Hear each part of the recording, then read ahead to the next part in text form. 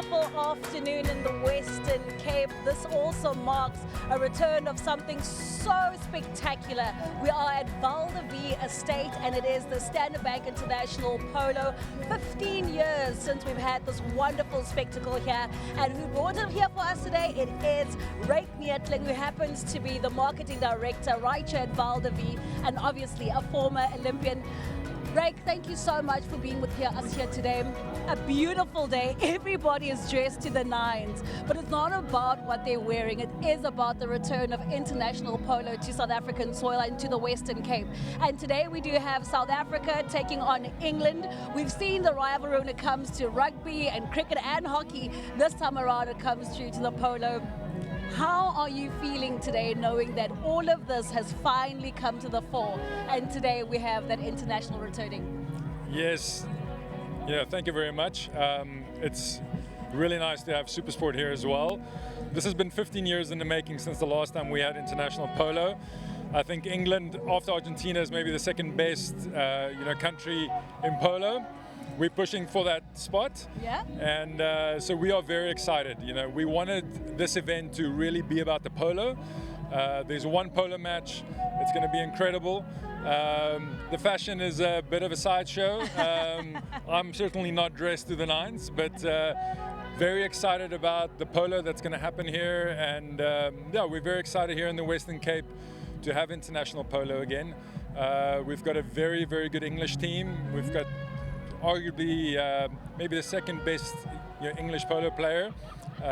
His name is Matt Perry. He's a six-goaler. He recently broke his leg. This will be his first big match. Wow. Back on the horse. So it'll be interesting to see him play. They've got a very interesting makeup of a team. They've got a six-goaler, a five-goaler, a three-goaler, and a two-goaler, where the South African team selectors went with four goalers. Okay. So if you think about the Springbok rugby team, the bomb squad and all that, and the makeup of the team, there's a lot of strategy that goes in. And also with the horses. The disadvantage, obviously, with the English team is that they don't know the horses, and the South Africans do know the horses, so that's our trump card. And you speak about the English team having to lend the horses, putting all of this together, getting the sponsors, Standard Bank, Stella Artois, Volvo to get involved. Can you just elaborate a bit as to how that all came about? Yes, it's a big task, especially to get a new event off the ground. We've got many other events here at Val de Vie that's been going for 15 years, but to get everybody on board and for this vision to have international polo here again takes a lot of hard work. But if there's one thing that I learned in swimming is that you never give up.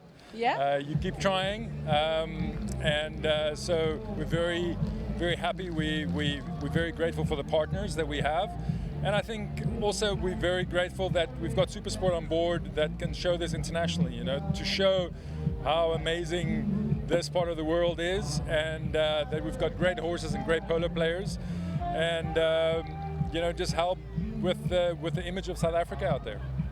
And you speak about the image of South Africa, and you look at Standard Bank and Volvo and Stella Artois. They've been here since early in the morning, really organizing everything. To get the buy-in from those partners and convincing them that this is where you want to be, this is the kind of sport that you want to put out in the world. How did that also come about? Yeah, it's, I think it helps to be here in the Western Cape. If I put my property hat on, which is my real job, it's a hotspot in the world. The Western Cape and the Cape Winelands is really a hotspot in the world. People want to come here. They are talking about it. So to get Standard Bank and Volvo, we brought them here. It's always important to bring them here. 100%. And you show them these mountains, and they can feel that sense of space. And when they walk through the gates, they said, okay, let's do this. And this is the first year, but definitely won't be the last. And I think we've got a great partnership with the likes of Standard Bank and Volvo and Stella Artois. Well, earlier on, I did manage to catch up with those captains who will be playing here today, South African and England coach. It's quite interesting to hear from Yanni Steenkamp earning his first cap, and Matt Perry, who also wants to be here and play this international, and this is what they had to say. Good afternoon, Matt. Welcome to South Africa. Today is a big international. You're playing in South Africa. How have you actually settled here in Cape Town since arriving?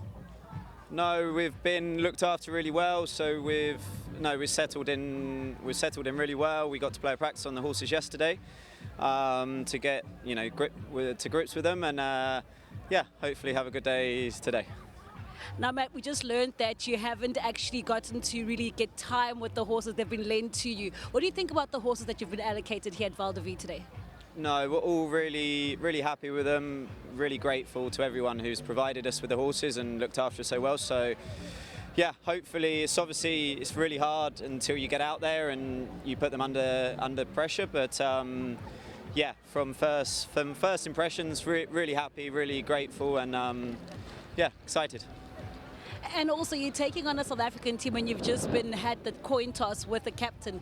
Have you gotten to at least get to know them and rather the quality of the South African team in this match here today? Yeah, so I played a couple of games previous to this where I played a couple of the guys such as Yanni in a separate tournament. And we know they've got a lot of quality, they've got a lot of strength and power, and obviously they know their horses because they're their own horses. So they definitely have an advantage there, but hopefully we can keep things under wraps at the start and then try and build on what we know what to do. And finally, Matt, this is an auspicious day today because it's 15 years since we've seen international polo here. Very special one. What would you like to say to all the polo fans out here in South Africa when they've come out today to see you guys? I mean, it's an absolute honour and pleasure to be here, especially now knowing that it's been so long. And yeah, hopefully we're very grateful for all the sponsors for putting this day on, because without them none of this would have happened. And then also obviously all the people turning up to support us, or maybe the opposition. And just making this incredible event, and hopefully we can give a game that kind of justifies it. So. Thank you so much for your time and good luck today, Matt. Thank you very much, appreciate it. A big day today. International polo does return. How are you feeling as South Africa host England? We're feeling really good. We've had a good week's preparation for the test match. Like you have mentioned before, it's been a long wait for us here at Val de Vie. It's been 15 years since having our previous international, so we're really looking forward to it. And with regards to the preparations for this international return, we talked to Matt earlier on and he said that they've lent them the horses. Have you guys gotten time with the horses as well? Yes, we've had a tournament prior to this in the week, so we've all played in the tournament and used our horses obviously to get them ready for this test match. And and same with the England team. You know, we try to get them the horses in advance so they can try them and make sure that they at least know them when they go onto the field today. And also, Yanni, you've played with England before. What can you tell us about England and what notes and nuances are there for the English team? You know, it's such an old rivalry in sport, all sports in South Africa. So this is nothing new to us. You know, we like playing against the English. You know, we would like to get one up on them today. So we'll make sure we're ready for them. Good luck today, especially on your first cap. We hope you enjoy it out there. Great to hear from the captains, especially ahead of this international between South Africa and England. But when we also look at the team sheets and the team and how they actually compose, Rick, what can you tell us about the South African team? Yeah, so the team selectors went with a very even team. So it's 4 players with each a 4 handicap, so that makes up the 16. So the good thing is that there's no weaknesses there. They're very evenly spread. I think it's a good composition. We've got so I think Marek will play at the back. That's almost like a quarterback. He'll control the game at the back. He can hit it very long, especially with this breeze. You can expect maybe even in his own half he'll go for goal. You've got a guy like Yanni and Dane Cesar works extremely hard in the middle. They'll get stuck in. You'll see very, very physical polo. There'll be a lot of riding off. It will be quite intense. And then Alex, I think, will play at number 1. Interestingly, you know, Alex learned to play polo here about 15 years ago as a little boy, so he's come full circle to represent South Africa here. And where the English team has gone with a 6-goaler as their captain, which is obviously very good, and then a 5-goaler, and then a little bit inexperienced with a 3 and a 2-goaler. So I think if the South African team can take control of Matt Perry, if they can take him out of the game, then they've got a good shot. Take out the trump card. And you also mentioned that they'd already started here riding horses 15 years ago, full circle moment. And you look at Yanni as well, Steenkamp. He also plays polo cross and polo. So it's a beautiful mix when it comes to the Mzansi team. Yeah, no, we are very proud of Yanni. You know, he's homegrown. He's here from Wellington. I think there's about 50 of his friends and family here, so nice. you'll hear him. They call him the Wellington Express, and he does things to horses that I don't think anybody else in the world can do. You'll see he's extremely physical, very, very strong. Like you said, the captain of the South African polo cross team, who's also the world champions. So he comes in with experience, and you just know, even if Yanni is down 2 or 3 goals in the last chukka, you can't count him out. He will always come back, and he will rally the team as well. Well, Rick did mention that we're going to see some interesting polo here today. Earlier on the Wellington Express, Yanni Steenkamp and Matt Perry actually did have a coin toss to decide where are they actually going to play. The coin toss.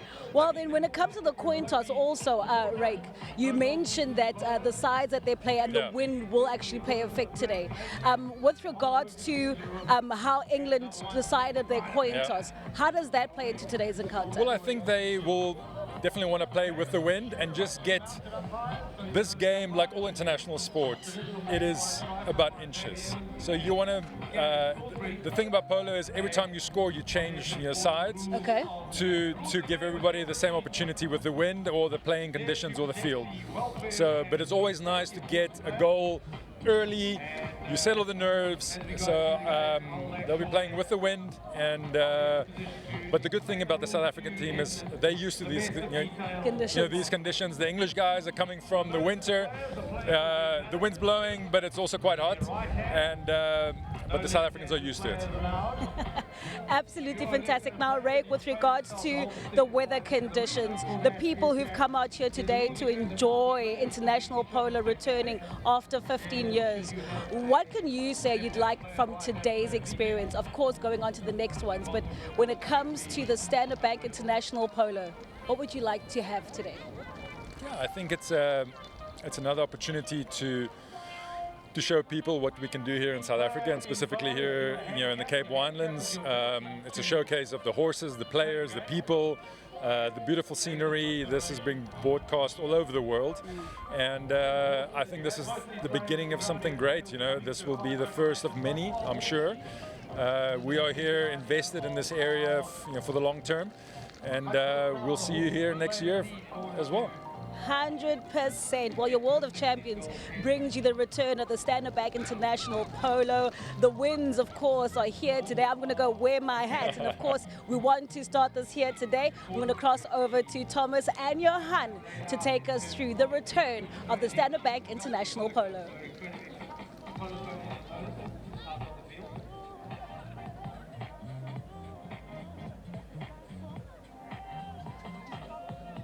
The object of the game is for the umpire to put the ball into play and the players then to put it through the post. Once the goal is scored, the teams will change ends just to confuse the ball. School rivalries that we have in Paul Boys and Paul Jim, so it's going to be a great test match, and lovely to have Ryk Neethling here as well, and we're looking forward to international polo returning to Val de Vie for the first time in 15 years. With me in commentary is Thomas. Andrew Thomas, lovely to have you. Welcome. Thank you. Great to be here this afternoon. And yes, it really has been 15 years since we've had polo played in Cape Town at an international level. I spoke to Kevin Rickson a few days before, who taught me everything I know about the sport. And at some point in the 2000s, the sport almost died out in Cape Town. There were only 2 families left playing, and to have an an international here now, with the Val de Vie Polo Club having grown to be the biggest club in the whole of South Africa, is quite a recovery. Two storylines around the South African team. Jannie Steenkamp, what an opportunity for him to walk out today as the leader of the South African team. He knows this very, very well. 15 k's, 20 k's from Paul is Wellington. Ryk referred to him as the Wellington Express. And then Alex Watson, he started his career here. Now he's representing his country. What an opportunity, what a moment in front of his family and friends. No, indeed. And as has been said many times, Jannie Steenkamp is the only person ever to have captained both the South African polo side and polo cross side. He's just fresh off winning the International Polo Cross World Cup, where he won man of the match, and I'm sure he'll lead our side well today. One of the sport meccas, not only in South Africa but around the world. Lovely to be in Paul, the mountain range, winelands country, and some of the best sport facilities that we do have in this country. One being exactly this venue we are broadcasting from. A lot of celebrities involved. We'll introduce some of them throughout the course of the afternoon. One former great cricketer will address us as well later on today. But some of the crowd that has come in, and like I said, African chic with a shade of blue. That is the theme for today.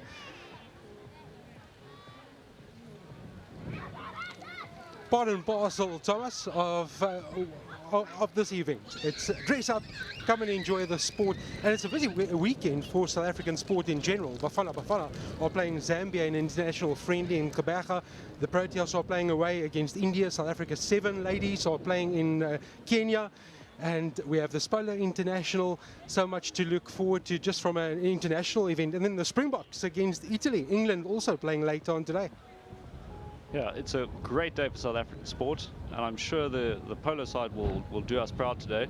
We've got an England side that have come all the way just for this test match. There was a hope that they'd play one in Plet, but that hasn't happened.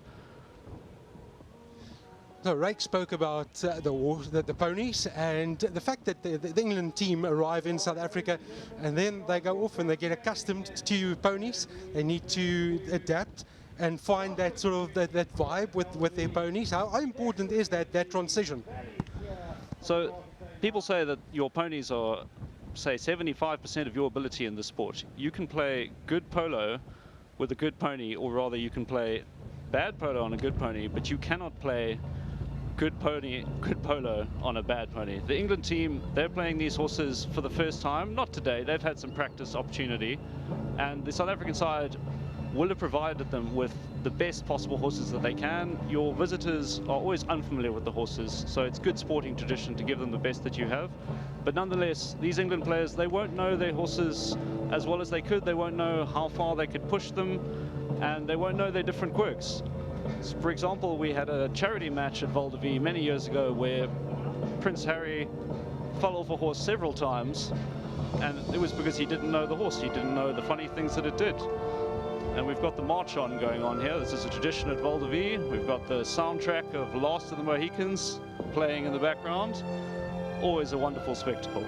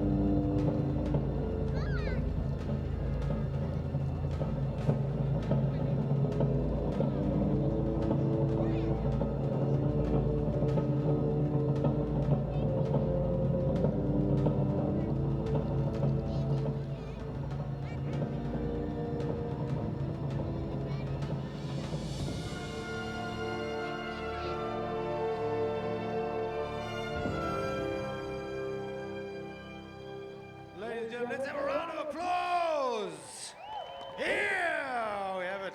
I'd like to take this opportunity to introduce our lady of the moment, Amy Jones, who will be singing the national anthem, starting with God Save the King. Be upstanding, if you please.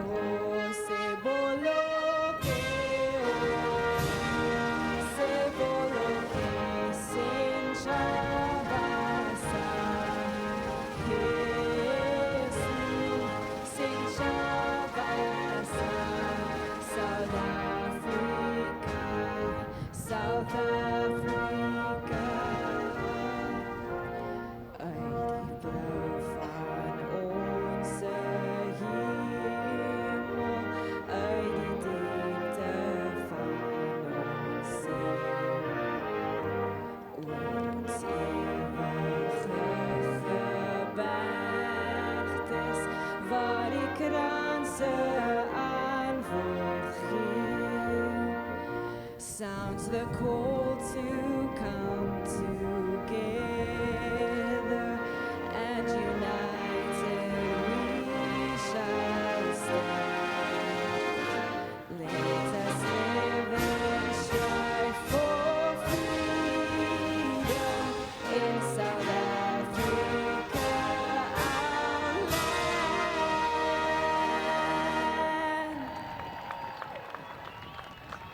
Ladies, let's have a round of applause for Amy Jones.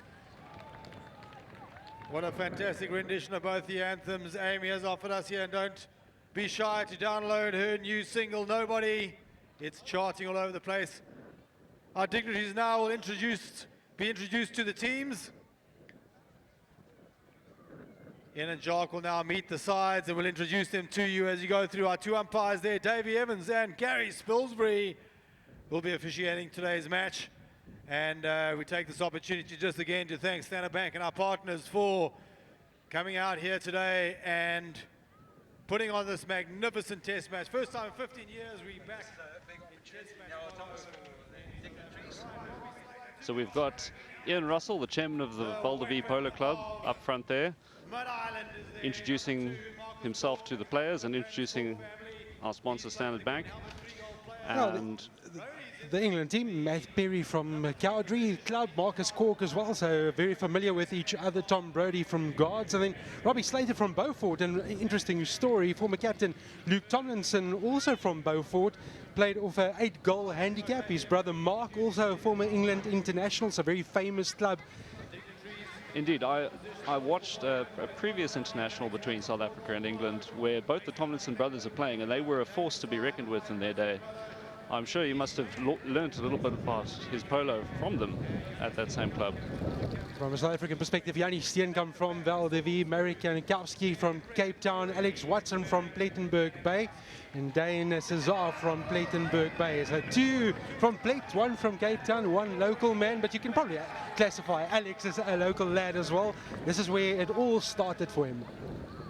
Yes, Alex Watson learned to play polo, or played for the first time here at Val de Vie, I assume under the tutelage of Kevin Rickson, who's been the schoolmaster of this club for about as long as it's been going on.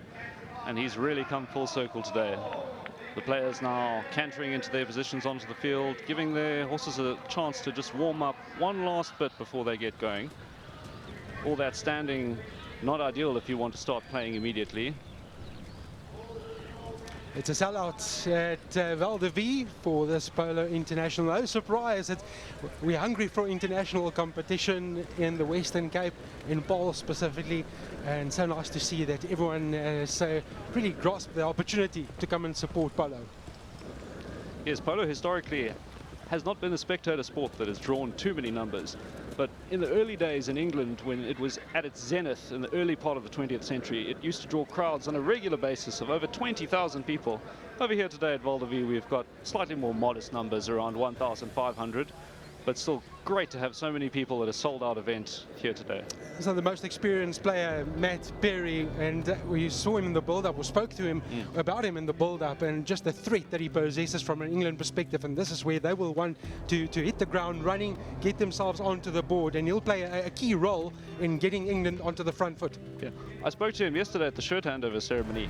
He can't even count the number of test caps he has for his country at this point. Some of the other players can remember, but him and Tom Brodie have a wealth of experience in international test polo. Maybe an opportunity to talk about this handicap system. It's sort of golf related. When you start polo, you start at a -2 and the maximum is at 10. So maybe just putting this into perspective, it matches up the right handicap with the teams that's on show. Yes, indeed.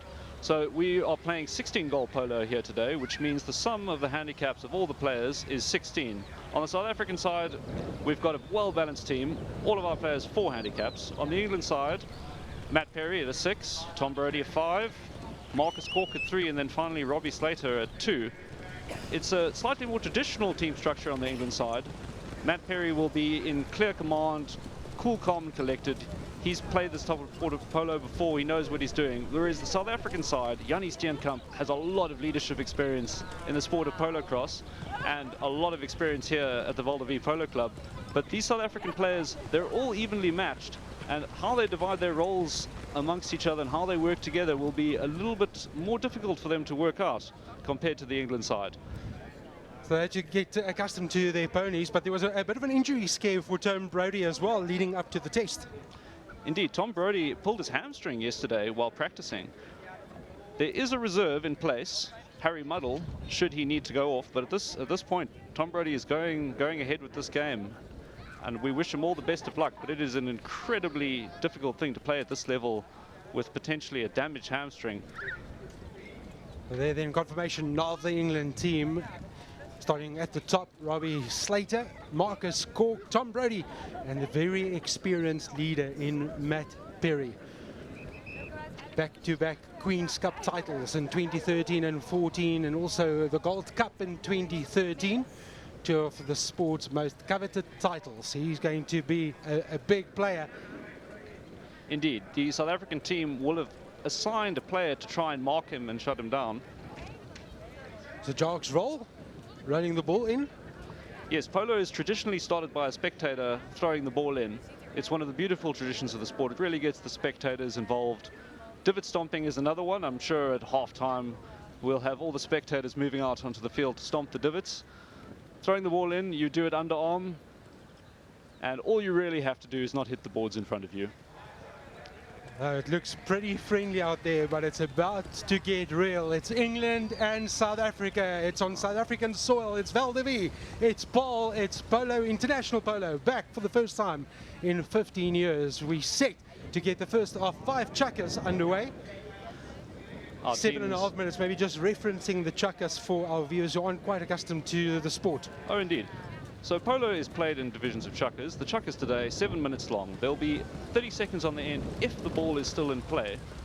The clock stops whenever the whistle blows, and that only happens when there's a foul. Otherwise, in between goals, when the ball gets hit out of the field, the clock does not stop. That is still play time.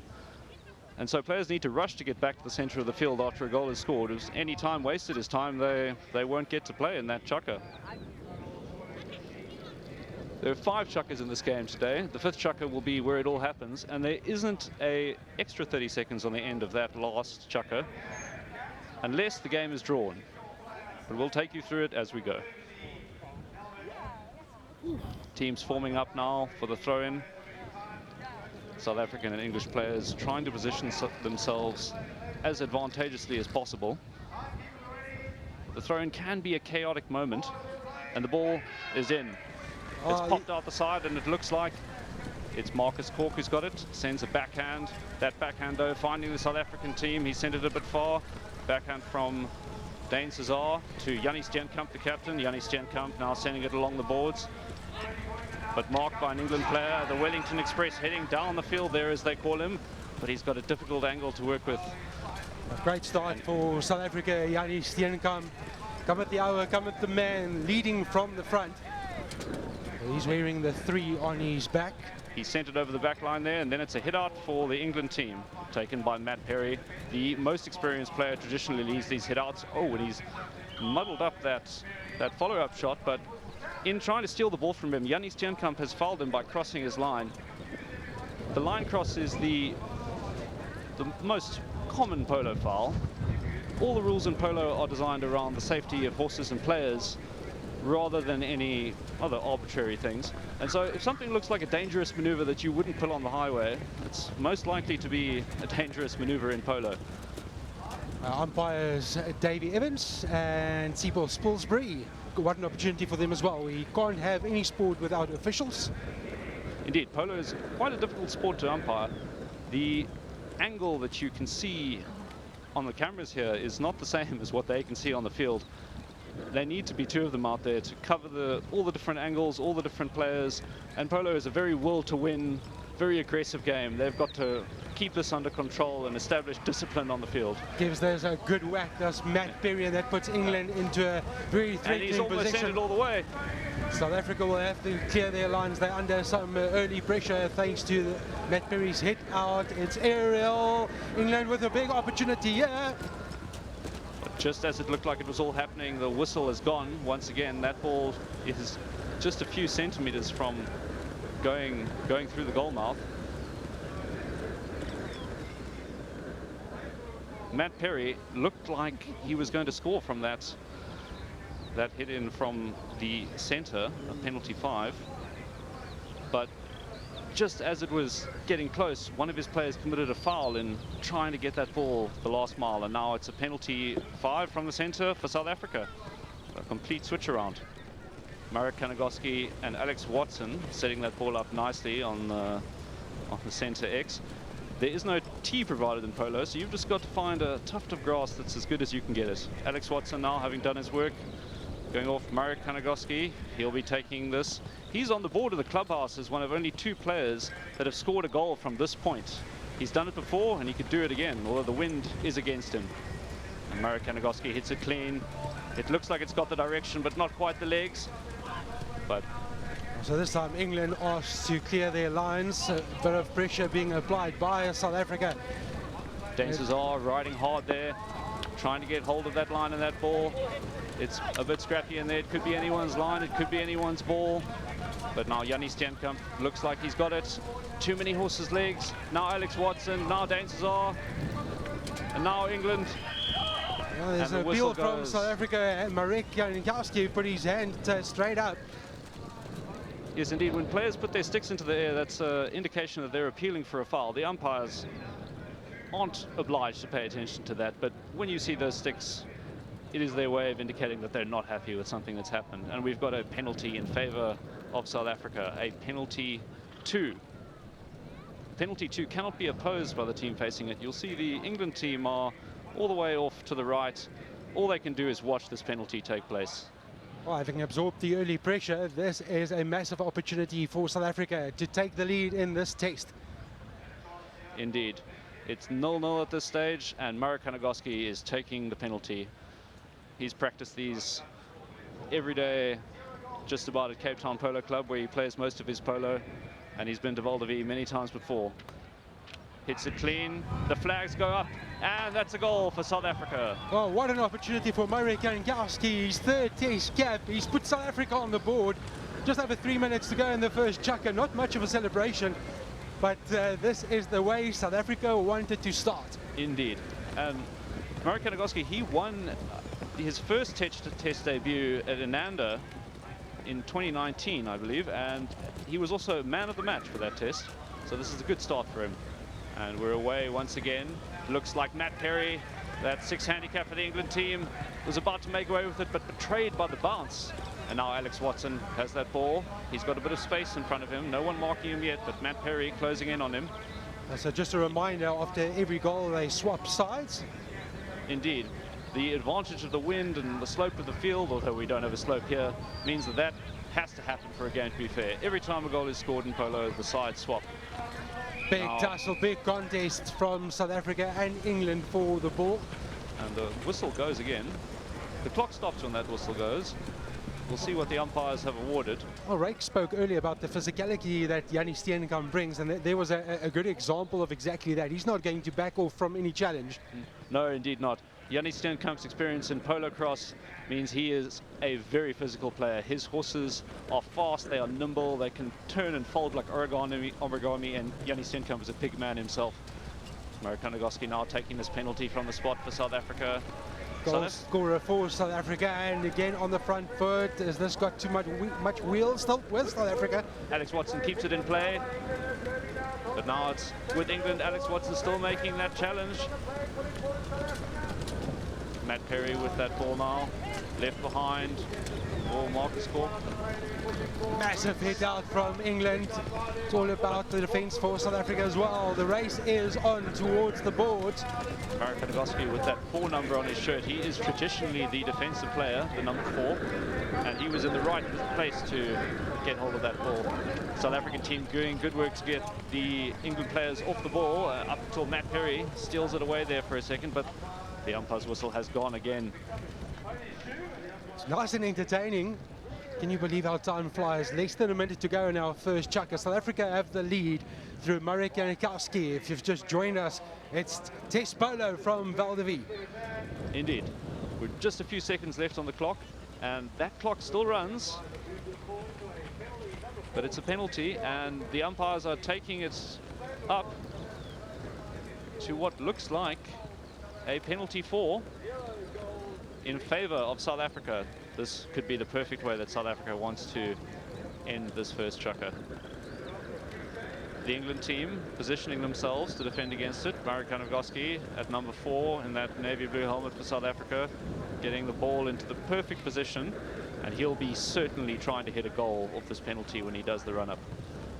So you want to get the ideal spot. It's almost like putting the ball on the fairway, placing the ball, and then it's the build-up, the lead-up, and then the strike. All important for Marek Kanagoski. Indeed. He wants to get his horse on the right leg. He wants to build up a bit of momentum. That momentum of the horse, you're also hitting the ball with that momentum. And he'll swing his stick now for a full shot.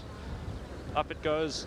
Down comes the hammer. It's certainly got the legs, and it's a goal for South Africa. What a goal by Marek Kanagoski. The wind with him that time.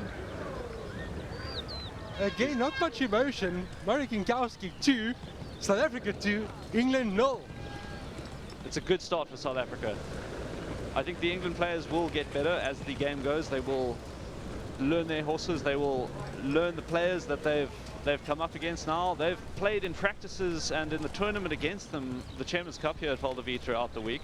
Now look at that. Look at that penalty 4. Straight over the top of the post. Nothing the England team could do to stop that.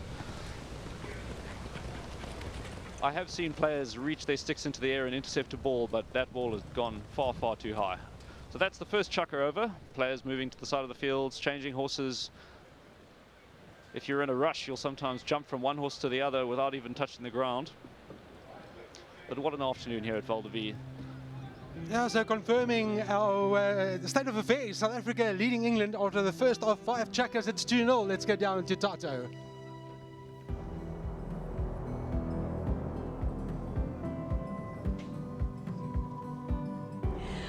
Well, interestingly enough, you see that South Africa is doing so well in the return of international polo here at Val de Vie. And standing with me, I actually found a resident of Val de Vie, but also a man who knows South African football to the T. It is former Kaizer Chiefs and, of course, Cape Town City coach Mushin Etigral. Coach Etigral, such a pleasure to have you here today watching the polo. A big difference from football. I think it's very much different. But what is amazing polo is that I think the combination between human and the animals, and you can't know the animals, so you need to work with them. And this is amazing to watch it. It's actually surprising to see you here. Well, listen, Coach, I'm actually very blessed to be here. My very first polo competition, and it's wonderful to be watching it with you here at your home. But Coach, to see so many internationals also come through to the Western Cape to enjoy the polo right here at Val de Vie, what does it mean for you as a resident? Yeah, I came also to it. My neighbor is one of the professional players, has his own team internationally, also in Argentina. And obviously to be with them, learning it, how to ride, how to be with the animals. And it's amazing, it's a very dedicated sport, and I see South Africa's winning. Great. Well, that is Coach Mushin Etigral. Back to commentary and back to the game. Thanks, Tatu, and Mushin Etigral. Nice to see the who's who of sport in South Africa. Mamelodi Sundowns now the dominant force of local football, but he has the allegiance to, amongst others, Kaizer Chiefs. And I spoke earlier about South Africa's involvement against Zambia in an international friendly, building up towards the Africa Cup of Nations, and more importantly, the World Cup next year. Back to the polo. South Africa have a 2-0 lead. We're busy with the second chucker, and South Africa playing from left to right, all with the man of the moment, Marek Gankowski. He puts this inside. Can South Africa make the most of another promising field opportunity? Big hit coming out from left to right. Unfortunately, this one is off towards the right. Great start by South Africa, and they fully deserve that 2-0 lead. Yes, indeed. There was a little bit of back and forth there on the field, but now it's a hit out for England. And Matt Perry, I'm sure he'll be taking this. That's Alex Watson there in the grey. England taking a moment here to regroup, have a quick team chat. They've got to regroup quickly. Jannie Steenkamp marking his players, but Matt Perry still with that ball. Jannie Steenkamp looking to give him a hard time. Matt Perry decides to leave it tactically. Good play there. And now a pass downfield. Right back to him. He's almost outrun it, but he's still on that ball. Jannie Steenkamp riding him off hard towards the boards, looking to ride him off the field if he can. That's the physicality that Jannie Steenkamp brings to this game. Yeah, just look at the marking. Just look at the marking from South Africa. It's spot on. The whistle will intervene. That's where South Africa have been very good. Man for man, marking is so important. Taking that space away if you can. Indeed. Polo is a full contact sport. You can ride off another player. It just has to be parallel and shoulder to shoulder. But with that considered, you can do just about anything you like so long as you don't cause danger. It's another penalty, this time in favor of England. By the first minute in the first chucker, this is England's first real opportunity, and they want to strike right away because they are trailing 2-0.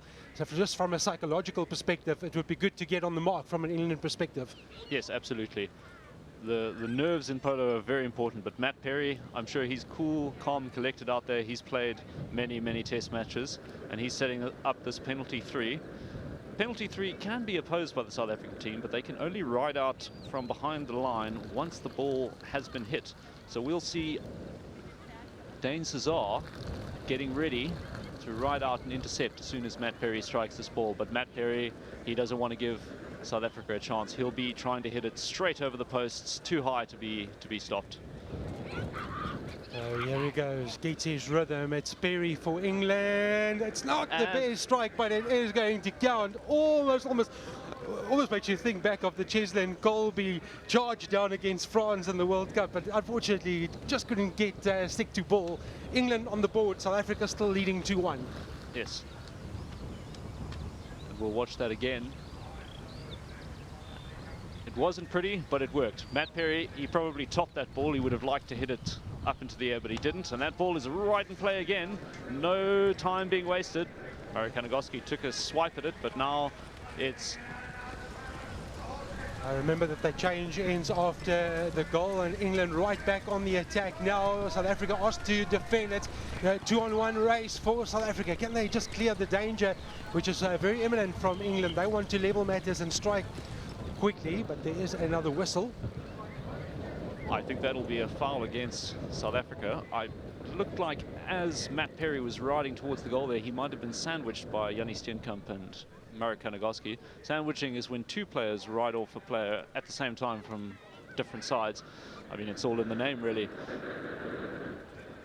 But these calls can only really be made by the umpires on the field.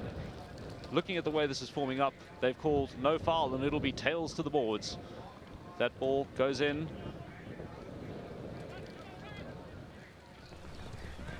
Now Murray Kanagoski, he's got it, sends it downfield. Now it's all about speed and precision. Can South Africa make the most of another opportunity? What an opportunity for Steenkamp. He would love to score. But no, that ball's just gone wide to the left over the back line. Jannie Steenkamp ridden off that line. He looked like he could almost do it, but in the end not. Good ride off, good marking the man there by England. Been very imminent Murray Kanagoski's role just in defence, and also the hit out. Yes, indeed. The number 4 player is pivotal to the team. On the England side, that's Matt Perry with all the experience. On the South African side, the captain is not playing the number 4 position. The number 4 provides, ideally, the long pass down to his players, the defence, and all of the penalty shots and hit-outs. He is usually the most confident, the longest striker of the ball, and Murray Kanagoski is filling that role very well today. Let's talk about the tactical approach and the change of ponies, because that's very important. Player and animal welfare, and also making sure that your ponies are fresh continuously throughout the 5 chukkers. Indeed, polo is a game of horses more than anything else, and changing horses is sometimes done even halfway through a chukka to gain a fresh horse advantage. Yes, this is a free change of horses going on right now. Just 1 minute left in this chukka. For interest sake, how many ponies would you have traditionally in a camp per player? So today we're playing 5 chukkers. Some of these players, I've seen the sheets, they've got 8 horses, maybe even 9, depending on what they have available to them, and whether they have good horses or whether they have a few ones that aren't so good that they aren't enjoying as much. But really, the limit is just how many horses can you switch between, and also how many you can afford. So that's also the friendly nature of a competitive sport, because in this scenario, England, of course, they couldn't bring their ponies across for logical reasons. So the opposition provides the ponies, and you have to get that synergy, and you have to get it going pretty quickly. Yes, these ponies being provided by, in some cases, players in the South African team, but also other professional South African polo players. Jannie Steenkamp's got a few horses out there today for the England team, and so does Sean Brokenshaw. Dane Cesar also providing a few, and many others. Alex Watson, interestingly, for South Africa, not on his own horses today. They're held up in Plet, waiting for vaccines. So he's riding horses provided by Dirk van Reunen. So it's not only the South African team that are on horses they aren't familiar with. Dane Cesar at number 2 there with that grey helmet. Riding back to the centre, Murray Kanagoski following closely behind. This is a young South African team. We are restarting play back where it left off. It'll be a hit out from the back line for England after that heroic attempt to try and get that pass by Jannie Steenkamp. Matt Perry now taking this out from the back line, taking it slow to start. He's looking to draw in Jannie Steenkamp. No, it's a short pass. Short pass, and just trying to make some headwinds. Still Good ball with England. Now the race is on. England trying to create some space down the right. Big hit out. It's still on for England. Great defense by South Africa. That was wonderful. Tracking back, saving the day with just a touch more than 40 seconds remaining in Chukka number 2. South Africa still with the lead. The whistle blows. Yes, although Yanni Steenkamp did manage to get that backhand, he'd crossed the line of the England player in front of him. He'd just ridden a little bit too close out in front. The England player had checked up, given them the opportunity to do it, but it still didn't make it a legal move. And now it's a penalty for England. And it's the right of way that's so important in the sport. Yes, indeed. Although Yanni Steenkamp did manage to get out in front, in theory, the player with the ball could have continued at quite a speed, and then there would have been a collision. So a lot of the rules come down to just the theory of what could have happened rather than what did happen. Otherwise, the only time that the penalty is if there was an actual collision. And if you play polo with the principle of no blood, no foul, things would get quite violent. It is Matt Berry, the leader of this England team. Here he goes. It's another big smack, and it's a goal for England. We are level at 2 apiece at Val de Vie in this test match between South Africa and England. That's the penalty 3 that Matt Perry wanted to take. That one on the other side of the field, it did work, but it didn't look pretty. This one, on the other hand, went straight over the post. No opportunity for Yanni Steenkamp to stop that. And the ball's thrown in once again. Marek Hanagoski gets a quick chip on it. Alex Watson gets out in front to pick it up. Now sends it over the boards. Tragically, that will be a free hit for England. The umpire's counting down from 10. And when they reach 1, they'll drop the ball and shot play on. Matt Perry, he's going to take it. Once again, oh, he's missed it. By Matt Berry, not something that you're accustomed to. No, indeed not. And at this level of polo, it can make the difference. But Yanni Steenkamp, he's trusting his opposite number from England to hit the ball, so he wasn't taking a position to take advantage of it. But now dances off for South Africa, leaves that ball behind on the boards, also left behind by England. Everyone turning around, and Yanni Steenkamp finds that ball in the end, sends it forward to Alex Watson. Still got it though, is Alex Watson not quite far out enough. Yanni Steenkamp still with that ball. He's got a very strong horse with him. Doing the work. Look at how it pushes those other horses out the way. And now pushes that England player off the ball to give Marek Hanagoski the chance to strike towards goal. That ball heading in the right direction, but no, it's gone just wide to the right. Missed it by a whisker, Marek Hanagoski has. Again, Steenkamp, the physicality that he brings, that has been spoken about from the start of our build-up. And there's just another example of the power of Yanni Steenkamp and the want for the ball. England will clear the lines. Off towards the right it goes, where Marek Hanagoski is positioned perfectly, but it's still England on the charge. And this is the thing at this level of polo. You look one direction for another moment and all the players have gone downfield. And here's Matt Perry. He's been left to run riot. Yanni Steenkamp closing in, but that ball going close to the post, but not quite making it. The angle not working out for England in the end. End-to-end stuff between South Africa and England. Scoreboard says 2 apiece. Indeed, and with just a few seconds left in this Chukka, we've got 30 seconds left on the clock with that ball in play. Marek Hanagoski. It's strategic from South Africa. Maybe just being aware of the clock now. Intended big strike, not enough meat on the bone. England will try and cut back. It's Hanagoski with his hand raised again, but still we play on. England on the charge. Hanagoski is asked to defend for South Africa. And Matt still Perry on for the visitors. Scramble in the middle. Who wants it? Strikers there! Oh, so close for England yet again. At this angle, it almost looked like it was a goal, but those posts can be deceiving as that ball moves along the ground. What a strike that was. Tom Brody, off they go. That is in another eventful Chukka. 2-0 for South Africa after Chukka 1, 2 apiece after Chukka number 2, all to play for. Indeed, and that can sometimes come down to horses. South Africa 2, England 2. Let's go down to Tatu. Let's see who she has. Well, interestingly enough, I have the pleasure of standing with Jacques Als from Standard Bank. And Jacques, when we look at the beauty of today, people have come out in their numbers to really enjoy the return of international polo. The decision for Standard Bank to actually get themselves involved with this competition. There's been a few reasons for that. I think if you think about polo as a sport, it's called the sport of kings for a reason. Polo is associated with precision, strategy and grace, and those values really resonate with Standard Bank Wealth and Investment. We hold those values close to our heart when we manage wealth for our clients and their families as well. That's the first reason. The second reason is the Val de Vie partnership.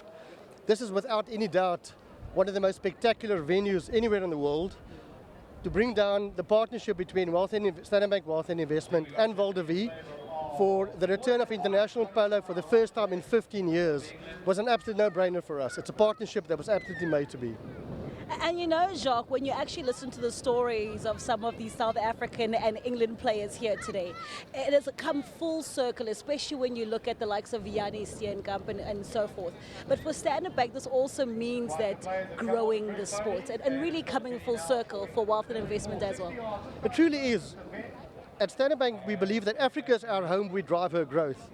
And that's in the context of both the people, but also the communities within which we work and within which our clients reside. So there are beautiful stories. Someone like Yanni, who grew up in the Boerland, back playing for South Africa over here. But also, it's a way to give back to the sport of polo. Getting an audience of, I think, 1,500 people here today, it helps us to grow a magnificent sport with a profile of today. And the turnout of everybody who's come through to Val de Vie to see the return of international polo, that must make Standard Bank really happy. It makes us incredibly proud. The number of people, but also the theme for today is wear a spot of blue. And I'm proud to say Standard Bank has turned Val de Vie blue. Well, we've turned Val de Vie blue. We'd say at Standard Bank our blood is blue, and we made sure to bring all the blues through here to Val de Vie. But hopefully when we return to the game, we have no blues for the home team. Thank you, Tato. And yes, we share that sentiment. We need a touch of green now because South Africa are trailing 3-2 against England. What a fight back by the visitors. 2-0 to South Africa after chucker number 1, and it's turned in England's favour. So where will South Africa find that equaliser? They've given a good account of themselves, but England have used their opportunities through Matt Perry. Indeed, Matt Perry not missing those penalties when he gets the chance. And now it looks like we've got yet another penalty for England. South Africa having a few discipline issues at the start of this third chucker. And that's where the game can quickly run away from you. Discipline is so key in any sport. And you've built up a 2-0 lead, suddenly it's 3-2 and potentially 4-2 in the space of a couple of, not even minutes, but seconds. And indeed, in polo, the respect for the umpires is of a very high level of importance, given the level of emotion involved in the sport. And umpires will upgrade a penalty if they are challenged on a point sometimes. So you can have a penalty that is not particularly dangerous for your team be upgraded to one that moves almost across half the field if you're not careful. And England, in that case, missing that penalty. Oh, would you believe it? You would have put a lot of money on Matt Perry converting that opportunity. But it's a lifeline to South Africa. Discipline very key now, but South Africa want to hit out. They go the aerial route, going from right to left. So important for South Africa to find a way back, get that equaliser if they can, close to the boards, and to England players very quickly there to try and cut off the space. But South Africa still with the ball. It is Dane Cesar challenging for South Africa. There's a bit of a tussle with Tom Brody involved, and featuring South Africa's Cesar up in front. England clear the danger. They're going to work their way back. Tom Brody now with that ball, and he's playing very well for a man who pulled a hamstring yesterday. Very impressive work from him. He must be in a significant amount of pain. Now he's given Matt Perry a chance with that ball. Matt Perry trying to move forward gingerly. Yanni Steenkamp not letting him have fun with that ball, and the whistle goes. Steenkamp was already appealing way before Perry was trying to get a shot away. There he is. Perry, man of the moment. Those back and forth moments with a player just in front of the other and the other player with the ball with things not quite in motion can be very awkward for umpires to call, because there are two fouls that can take place. One is the player in front, not with the ball, not giving way. But other times, the player with the ball is just hanging onto it for too long, and that breaks a rule too at a certain point. And we're going downfield now for South Africa. But that pass along the boards, not finding anyone directly, but Dane Cesar almost gets there, doesn't really check up his pony in time. And now Alex Watson with that ball, but stolen away from him by Tom Brody. Marek Kanagoski, nice backhand to Yanni Steenkamp. Good teamwork between those two players. They've really settled that 4-position, 3-position role very well between the two of them. There's a lot of appeals both ways. A lot of appeals there on the field. The umpires have blown the whistle to stop play again. Umpires don't generally respond to appeals, but generally when there is a foul, you'll see the indications for them. But it's a bit one of those correlation causation things. Just because someone's stick is up doesn't mean that they're actually going to get the appeal, and just because the foul happens doesn't mean that it had anything to do with their appeal. But now Matt Perry is going to take this penalty from the spot as players jostle. Yanni Steenkamp getting in his way. Very intentional of him there. Tom Brody now riding down towards the boards, but Dane Cesar gets out in front of him and checks him. Backhand by Dane Cesar. Doesn't quite go as far as he would have liked, but it finds Alex Watson, and Alex Watson is now sending it down to the other corner of the field. Matt Perry tries to swipe it out of the air, doesn't. Alex Watson misses, but Dane Cesar comes through with a lovely pass downfield, but has he sent it too far? Will Matt Perry find it first? Looks like yes. That backhand comes off for Matt Perry, but it's not gone as far as he would have liked, and it's back in South Africa's hands with Alex Watson, who strikes towards goal, but misses it by a whisker to the right. Oh, that was timely interim by Matt Perry up front, but the opportunity presented itself to Alex Watson, what he wouldn't give to score where it all started. Indeed. And now head out for England, Tom Brody, moving very comfortably on that horse of his. I think it's one of Yanni Steenkamp's horses, judging by the bandages. Sends a pass up to Marcus Cork, but doesn't hit it, and Dane Cesar sends a small backhand. That ball now on the field, or just about anyone will take it, but it's England with Tom Brody and Robbie Danger Slater. certainly not done for England just yet. Great work by Dane Cesar. That play has stopped again. We have a free change of horses. Just over 2.5 minutes remaining in the third chukka. England lead South Africa 3-2. The umpires will give an opportunity for a free change of horses, sometimes due to weather, but most of the time it's if one player appeals to them that they have a horse that they feel might be injured or is under strain. And the umpires really have a major duty of care to the horses in this sport. So they will give players an opportunity to do that if at any point a horse is suffering. And in addition to that, the umpires will award penalties, for example, if a player hits a ball into a horse. That also is not allowed. You can hit a ball into a player, however, that's not a foul.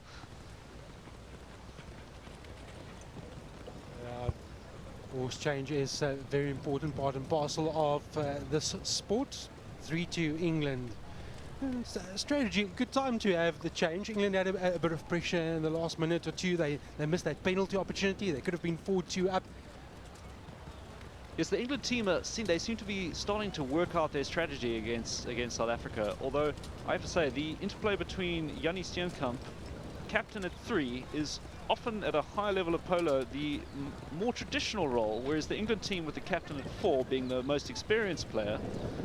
Lovely day out in Paul. It's 29 degrees. The weather predicted next week is mid-30s, and we're moving into summer season in Paul. Wind, yes, absolutely a factor. It is that time of the year in the Western Cape, but it hasn't taken away anything from this spectacle that's been put on at Val de Vie. The who's who from the sporting fraternity and business community all getting together in the interest of polo, in international polo as well. Strategy, talk about strategy. It is an opportunity also for Yanni Steenkamp to talk and say, right, let's put this together. This is what's going to be paramount and important now to get ourselves back on level terms. Yes, that was Yanni Steenkamp having a chat with Sean Birkinshaw and Alex Watson there. I'm sure some insights about horses and who's doing what when. The wind buffeting the spectators a little bit here today, but it'll be dying down from now on.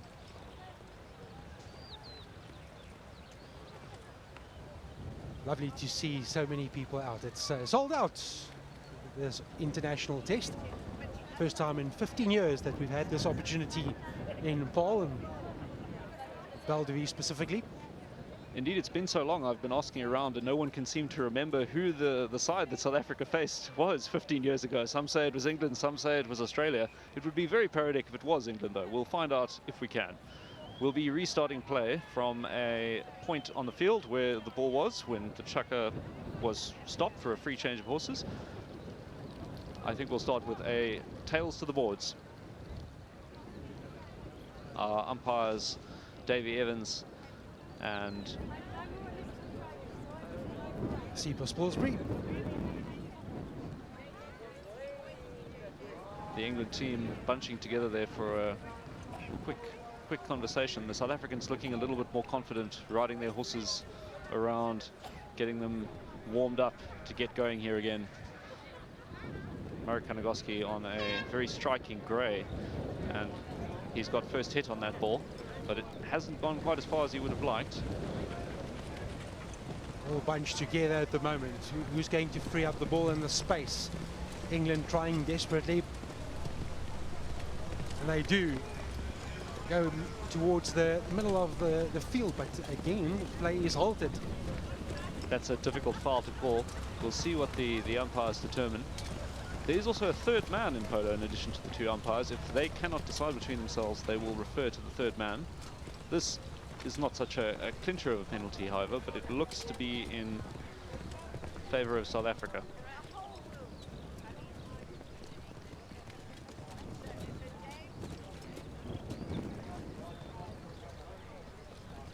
Sometimes the body language of players out of the field can be difficult to read, but we've got a penalty for South Africa.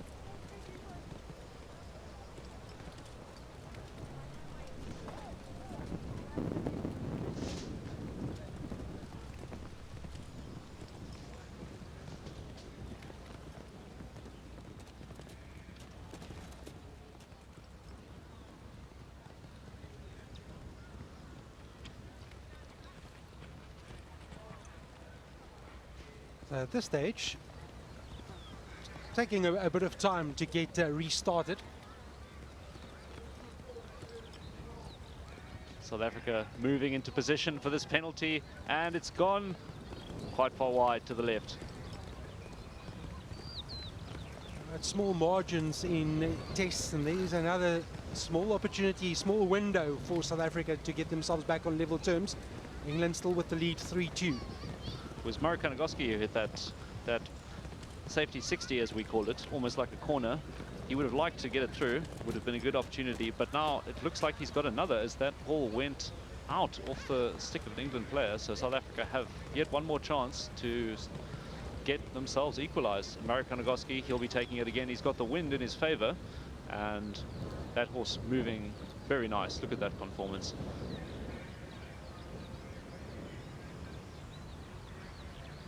There's the big swing, goes along the ground. It doesn't have the legs, it had the direction, but Jannie Steenkamp is there, trying to get that ball. Everyone's appealing, and the umpires have blown the whistle. It'll be a penalty in favour of England. Matt Perry already positioning where he wants to hit it from. South Africa moving 30 yards back to get behind that. Jannie Steenkamp looking on, looking to challenge Matt Perry as soon as he hits that ball. And Matt Perry's hit it. Captain. Steenkamp just holding back at the moment. What's Perry's move going to be? Look at the stance. Still having a look, still having a look. Now the physical challenge from Steenkamp. Brilliant from Steenkamp. No one from South Africa quite there, but it is Janikowski from South Africa.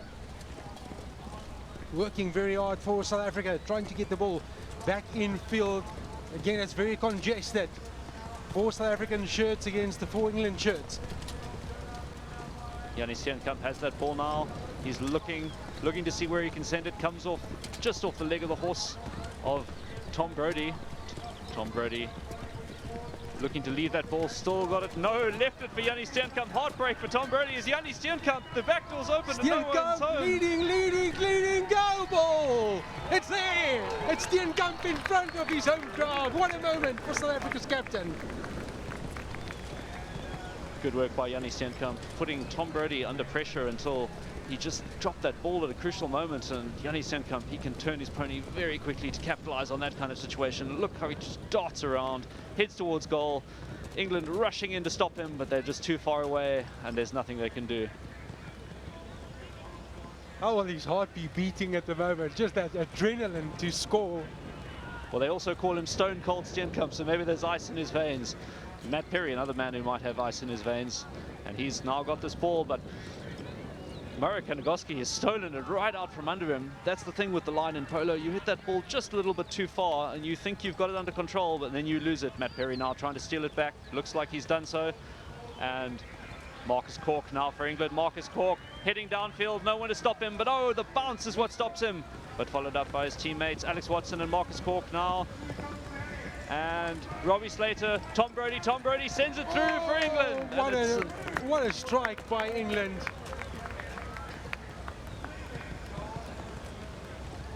How quickly the game can change. You're celebrating the one moment, you change ends, England on the attack, and they make the most of their chance. This is the thing with polo. Sometimes you have chukkers where nothing happens, and sometimes you have chukkers where there's a goal every minute. And that was a very quick goal from England, who've brought themselves into the lead again. 4 to England, 3 to South Africa. Then they change. South Africa will attack from right to left. 4-3. Marcus Cork now with that ball, looking to leave for his captain. Matt Perry gives it a chip, hooked by Jannie Steenkamp. The hook in polo, an underestimated move. But Marcus Cork still with that ball, sends it up to Tom Brody. Tom Brody just needs to give it one more chip to keep it going, and appeals as it doesn't quite keep going the way he would have wanted to. But Marcus Cork now has it, but that ball just a little bit too far to the right to go through the goal. Very close for England there. They almost had it. Action-packed, 7 goals. England with the slight advantage, 4-3.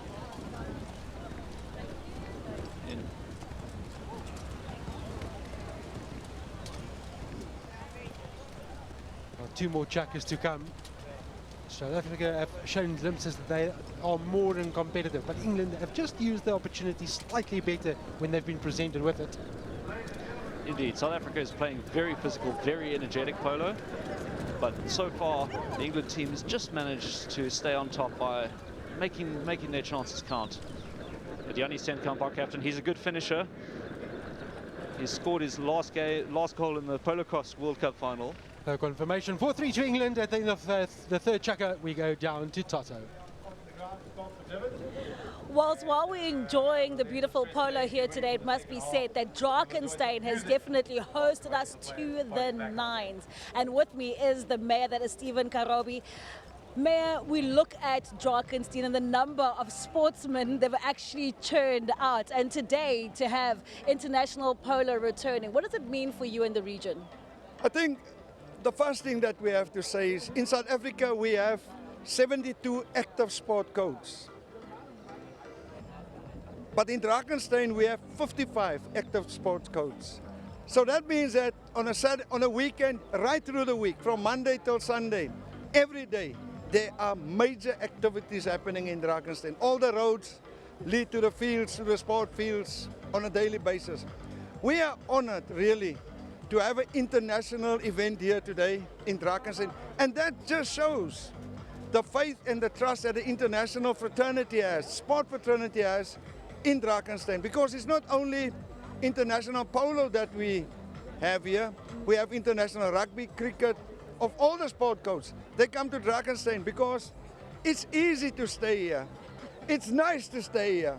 We have one of the most beautiful cities in the whole of South Africa. And by the way, people go where things are doing well. Like for example, in Drakenstein, we are the best secondary city in South Africa. We also received the award for the best municipality in the Western Cape. So we are doing well, and you can see it. people prefer Drakenstein. And with regards to the Polo returning here to Drakenstein, it also means an economic injection. It also means advertising the region to the plethora of internationals who are watching this wonderful game here today. Yes. Look, this is about economic development for our people. This is about social development. This is about showcasing to the world what good governance is. Because people go where municipalities are run properly, neatly and cleanly. But if you look at economic development, Drakenstein has an unemployment rate of 17% currently. And if you compare that to the national... Thank you so much, Mayor Karobi. All I know is that I should get myself a plot of land right here in Drakenstein. Back to the game. Thank you. The third chucker over here with Matt Perry with the ball, about to score maybe another goal for England, and it looks like it's bounced off the post. Matt Perry, he's just missed it there. It was so close. England have really changed and turned this around. They're in full cry now, 5-3. South Africa with a lucky chance there with that ball of Matt Perry's bouncing off the post. Murray Kanagoski, though, not showing the pressure here, taking his time with this, getting out in front, but oh, that bounce betraying him, almost hitting it out of the air. But Robbie Slater almost gets it. Yanni Steenkamp follows read through. that well. He fell back, just delayed, anticipated the move, and was able to clear and move the ball upfield for South Africa. Now it's all about who can get stick on ball. South Africa with the inside line. Can they get one back? The answer is yes. The scorer is Dane Cesar for South Africa. What a moment to strike for the man from Blytenburg Bay. And with a big ride-off before that. Playing in his second test. Big strike, big moment. Dane Cesar just taking it over the line, getting out in front of Matt Perry, who was helpless there to stop him. And we're back again. Now Matt Perry with that ball.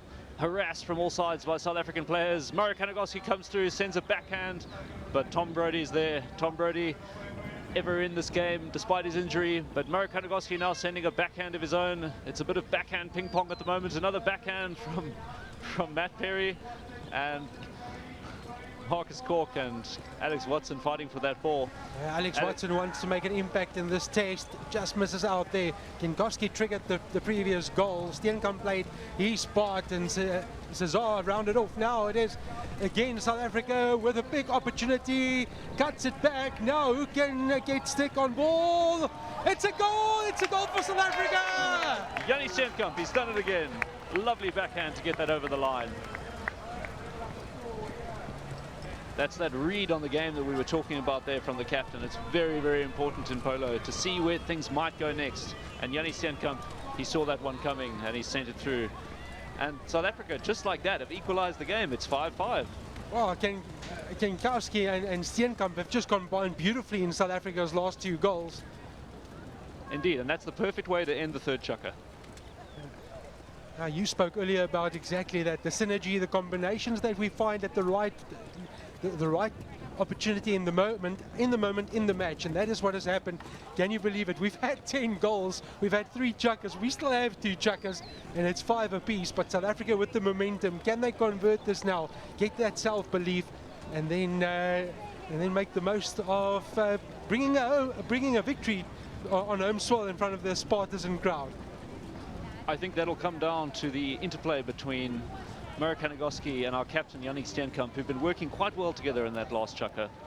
The spectators now walking onto the field to stomp divots, a very, very important part of polo tradition, and it's not just for the fun and for the look of being out there on the field. It really makes a difference to the next chukker immediately afterwards and to the long-term health of the field. I love what you've just said. It's not a pitch invasion. No, indeed not. The only sport where a pitch invasion is not only allowed but encouraged. What the spectators are doing out there is they're trying to find spots where the horse's hooves have churned up the grass or dislodged it a little bit. Those can be potentially dangerous for when players are hurtling down at breakneck pace. But also that grass, if it's not reattached, won't grow back nicely.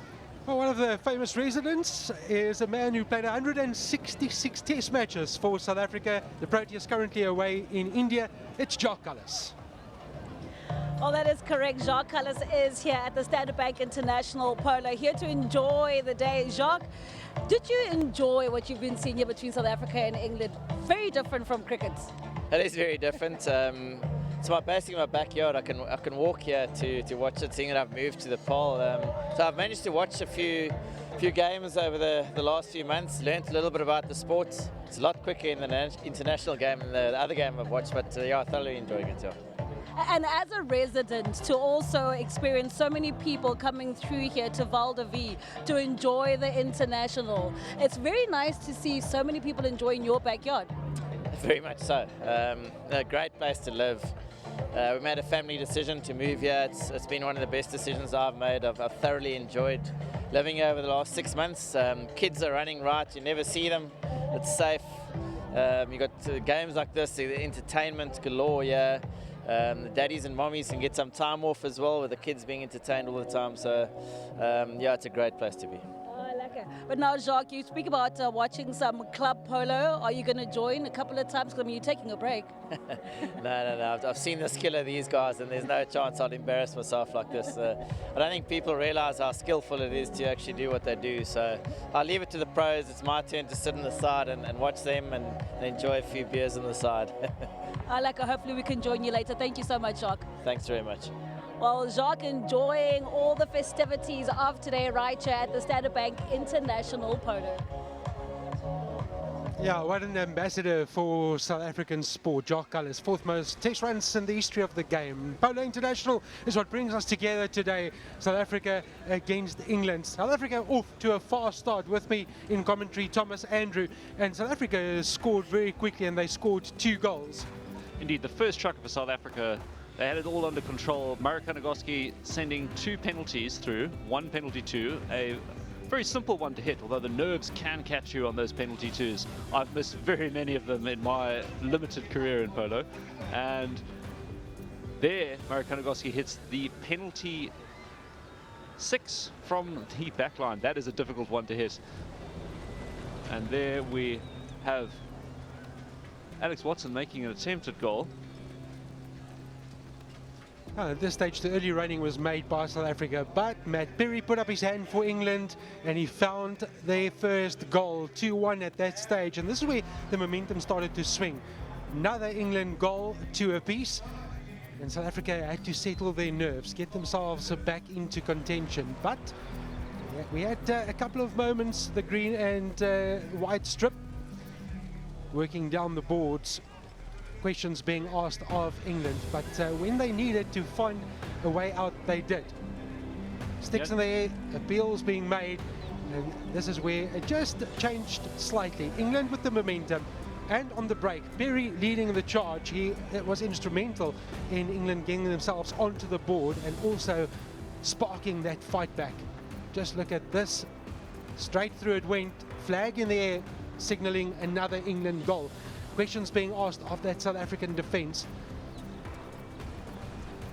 And this moment here where Jannie Steenkamp, he just read the mistake that Tom Brody was making and manages to sneak away with that ball and send it right through the goals. No stopping him.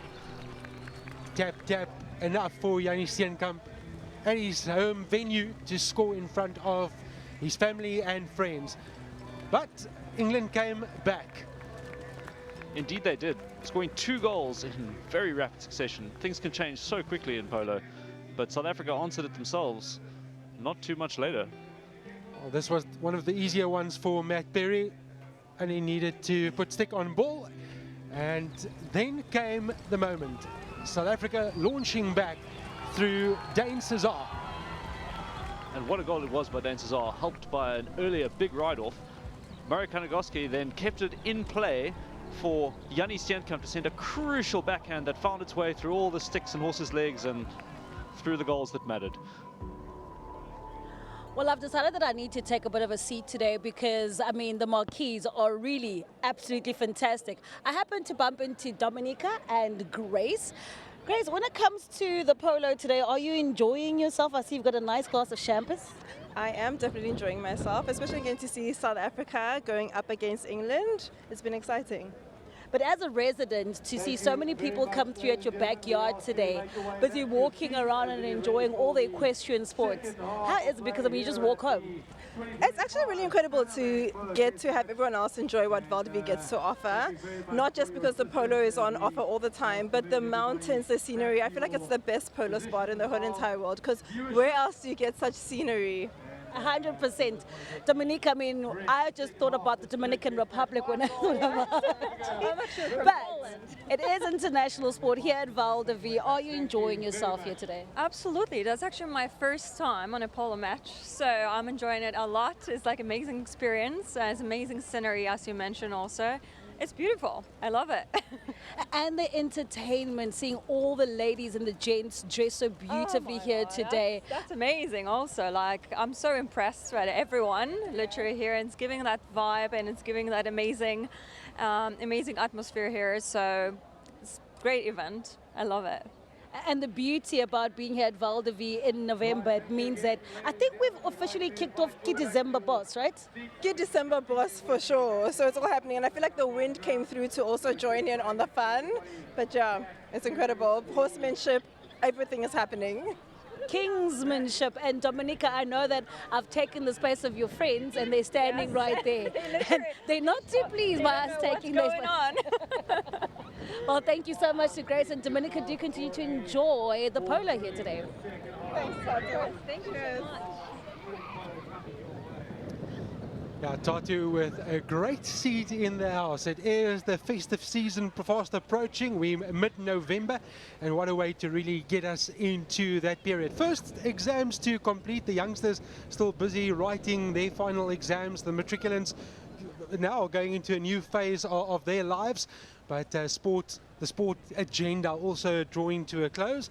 Still a lot happening, a lot of summer sports, tennis and polo on the go. There's swimming, there's a lot happening. Sevens rugby towards the end of the year, international rugby currently being played. The Springboks pulling off a victory against Italy earlier today. Lovely to have everyone in attendance. It was a long time since I was last in school, but there is actually a polo school here at Val de Vie, headmastered by Kevin Rickson, and they're bringing on a lot of players to the sport. The Polo Academy is, I think, currently working with about 10 to 20 players within it, and Val de Vie is one of the few polo clubs that has an educational membership that allows you to learn polo without committing the bigger numbers that you need to financially. And there are horses available to rent. And South Africa's squad under serious examination at the moment. They've pulled themselves back. England 5, South Africa 5. Can't wait for the next two chukkers.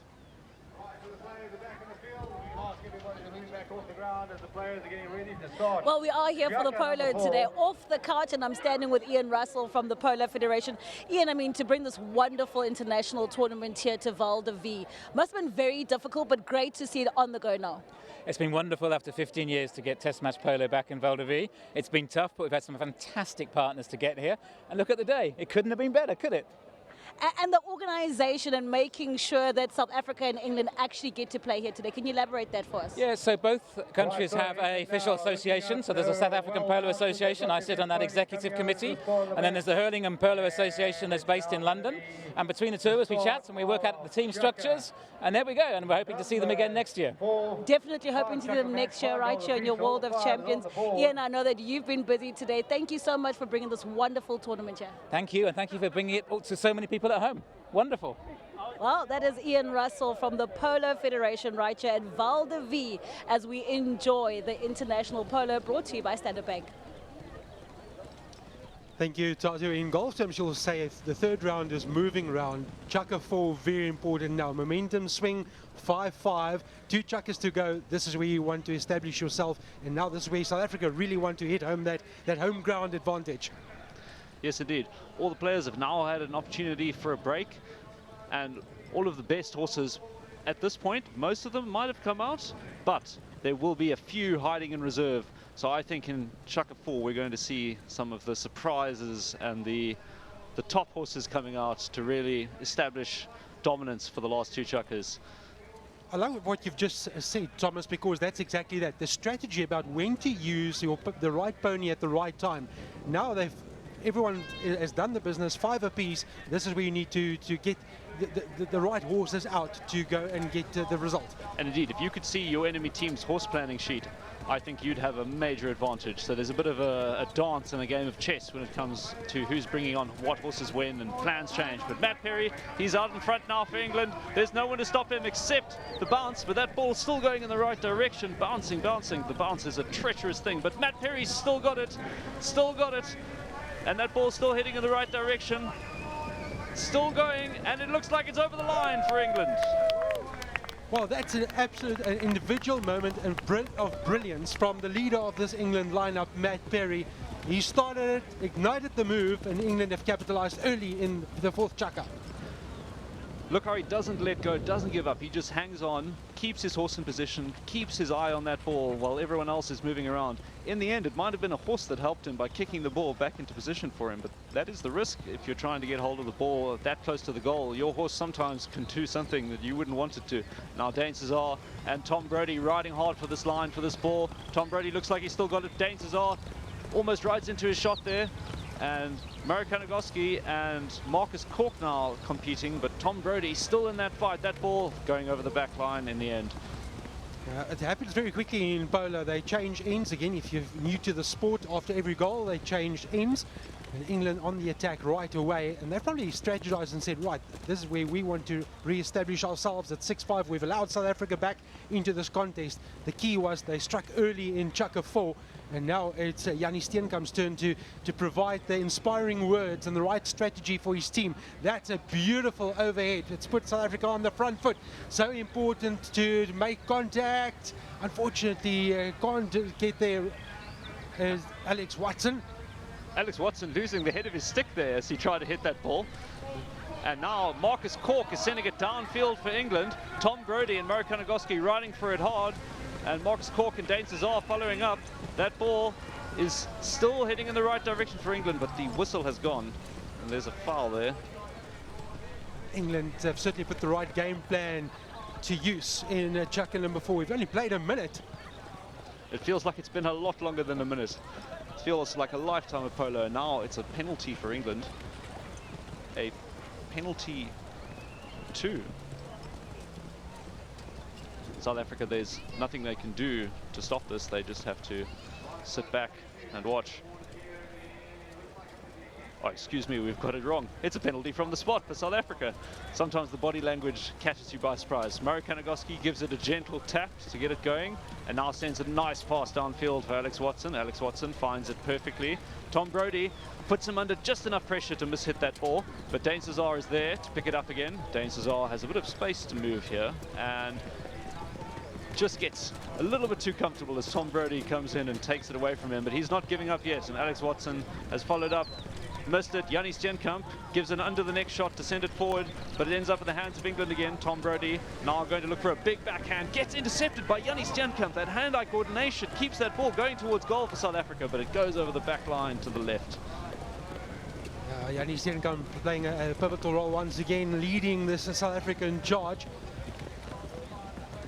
That physical play there really making that last passage of play happen. That ball kept on going closer and closer to the goal, purely driven by the fact that Jannie Steenkamp was not letting Tom Brody have the play and the space that he wanted. Talk about the physicality. On average, a polo player will lose about 1,000 calories in a match. Well, a polo player might lose 1,000. I'd like to know how many calories the horses are losing.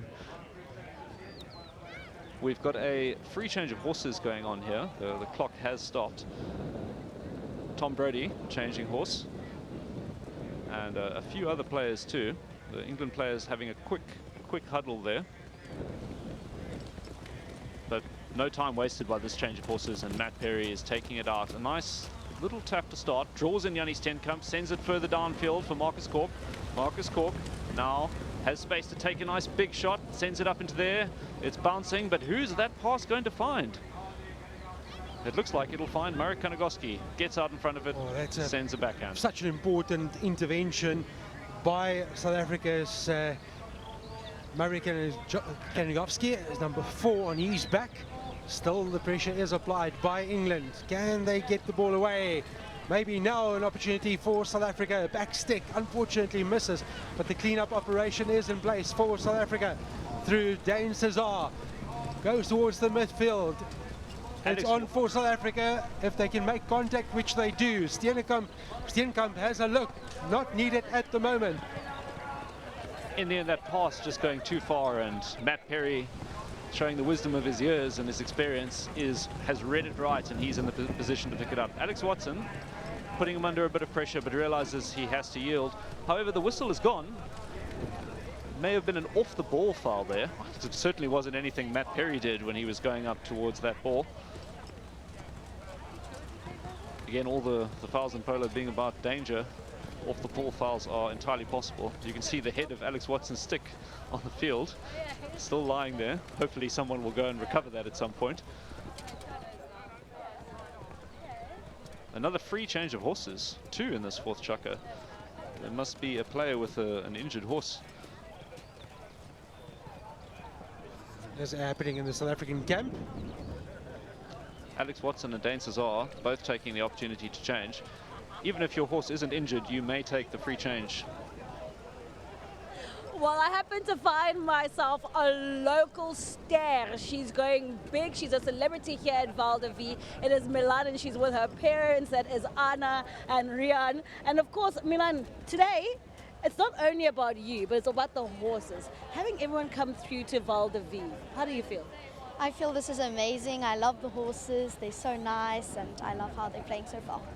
Now, Milan, I know that we can catch you on Cake Net. You do a couple of dubbings as well? Yeah.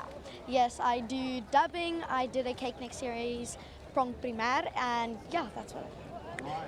Dis lekker om met jou te praat vandag, Milan, maar Afrikaans is not so great. Ja, dis baie lekker om met jou ook te praat. Ja, I can hear. Well, do catch the local celebrity here at Val de Vie later on, and we'll definitely make sure that that interview makes it through to all those international broadcasters. Thanks, Tatu. Having a good time with all those in attendance, and maybe Milan is one of the stars of the future. Talking about stars, we have plenty on show on these horses. 6-5 in favour of England. Just over 4 minutes to go in chukker number 4. The penultimate chukker. Can South Africa find a way back as England launch upfield once again? Defence has been pretty sound by South Africa, but they'll need to be at their very best to keep England out at the moment. Again, it's a pretty congested bunch together. Who can make contact? It is that man for South Africa. Kanigowski has played a big hand for South Africa today, along with the captain Steenkamp. Off they go. It's all about the contact for Cesar. He's put South Africa in a prime position. Once again, it is Cesar playing a lone hand for South Africa at the moment. Defence coming in from Cork. Nice backhand by Cork there. Look at the marking from both teams here. That no players really being able to find the space. Sometimes it doesn't make for attractive polo, but it is incredibly effective play. Matt Perry now has a bit of space with that ball. Jannie Steenkamp certainly following him closely. Marcus Cork tries to go for a big under the neck shot, but overcooks it a little bit and gives Alex Watson a chance to challenge him. Alex Watson and Marcus Cork out in front as Matt Perry hits it forward for them. Murray Kanigowski doesn't get to that ball quite in time, and in the end it's Dane Cesar who looks like he'll pick it up, but he sent it a little bit too far forward, and it's Marcus Cork who gets the ball. The whistle goes as Dane Cesar rides into where he's about to hit the shot there, so it's unclear as to whether the foul is against Dane Cesar for riding into Marcus Cork's shot or Marcus Cork sealing the ball. But it looks like the foul has gone against England, and that's a penalty for South Africa. From the spot, penalty 5, Murray Kanigowski, he's taking it as he's taken them all, and he's building up a bit of momentum. Goes for quite a punchy chip to start. Not showing any nerves here.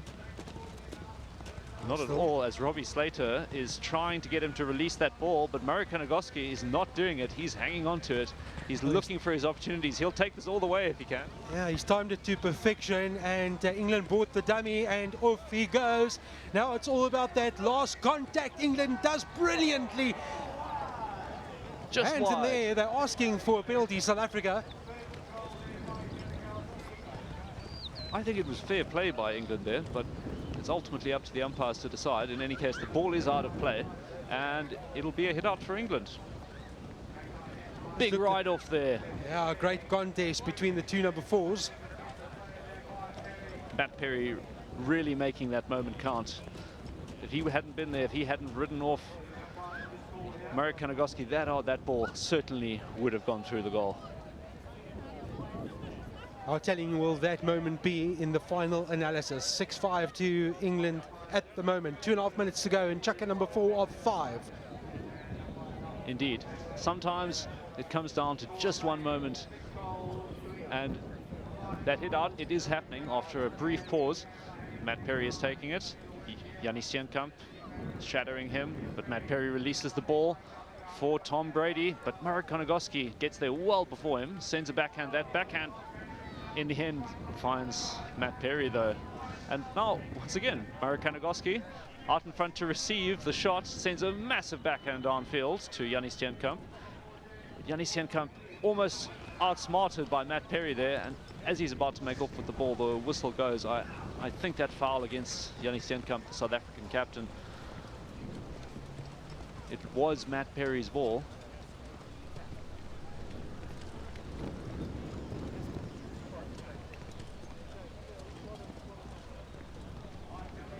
Conversations happening on the field between the umpires and the players, but in the end, no, it was a foul in favor of South Africa for Matt Perry. I suppose not yielding to Yanni Steenkamp there when he had right of way. Those calls very difficult to make. Right, so it is Murray Kanagoski who will get South Africa started. Two officials just getting together and then offering an explanation to Matt Perry as to why they came to the conclusion. In the meantime, it is Murray Kanagoski for South Africa. Things not so simple though, as it turns out, and the umpires have picked the ball up. Oh, complete change then.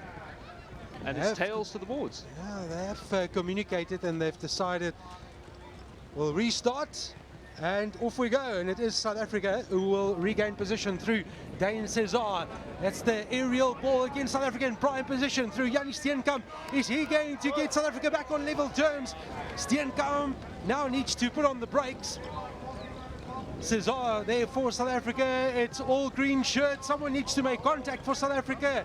Is it another Kanagoski moment? Hands in the air. Frantic pace. That play very broken there. Just as it looked like it could have been a hit away from the England side, or the South Africans hitting it into the goal at every moment. Either the player not hitting the ball, not hitting it the way they wanted it to, and in the end, play frozen, stopped, the lines becoming unclear.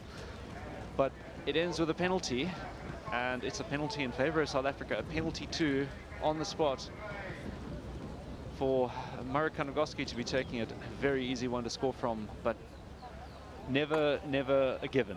Yeah, is there such a thing as easy in international sport? Off he goes. It's nice, it's aerial, it's a goal, and we are back on level terms at Val de Vie. Kanagoski for South Africa. He didn't need to hit it quite that hard, but what an expression of confidence to hit your penalty 2 as if it were from the halfway line. He doesn't hold back, that's for sure. Doesn't matter where it is, that went way up.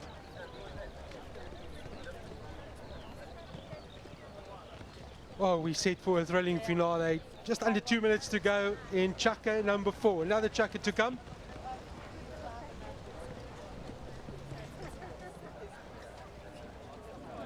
We've been having language battles here in Val de Vie, and I wanted to ask them in Setswana, but it seems like it's not going to happen. Geniet jou vandag today? Ons het die beste tyd vandag hier by Val de Vie en ons wag vir die volgende skor vir Suid-Afrika. Dis lekker. Bianca, and for you, enjoying your day? I'm enjoying my day very nicely. I thought you were going to speak in Setswana. No, Michelle, no. en vir jou, is vandag plesierig? Vandag is so plesierig. Dis die eerste keer wat ek by 'n Polo is, maar ek sal definitief weer kom. Dit is amazing. Basically, It's amazing, her first time at the Polo, and that was a free lesson in Afrikaans. I understood only... Afrikaans is lekker. Ja, dat is lekker. Baie dankie allemaal. Absolutely fantastic at the Polo.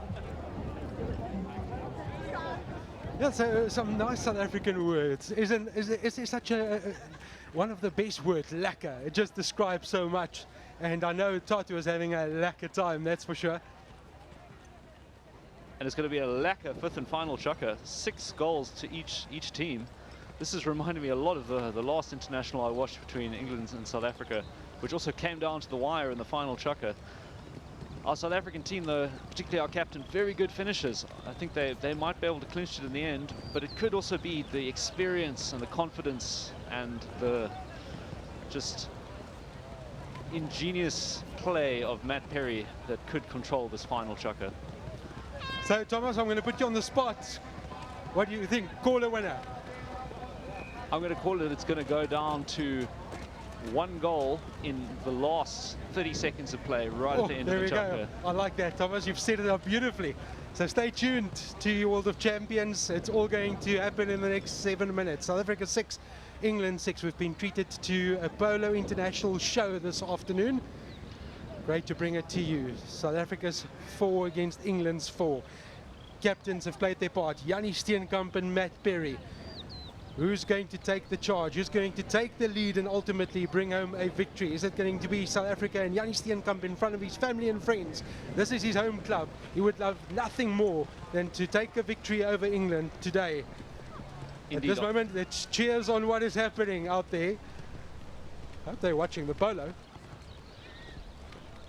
Indeed, polo sometimes is a sport where you are seen rather than seeing the polo, but also known as a sport where that all happens on the other side of the field. A bit of an abortive start to this fifth chukker.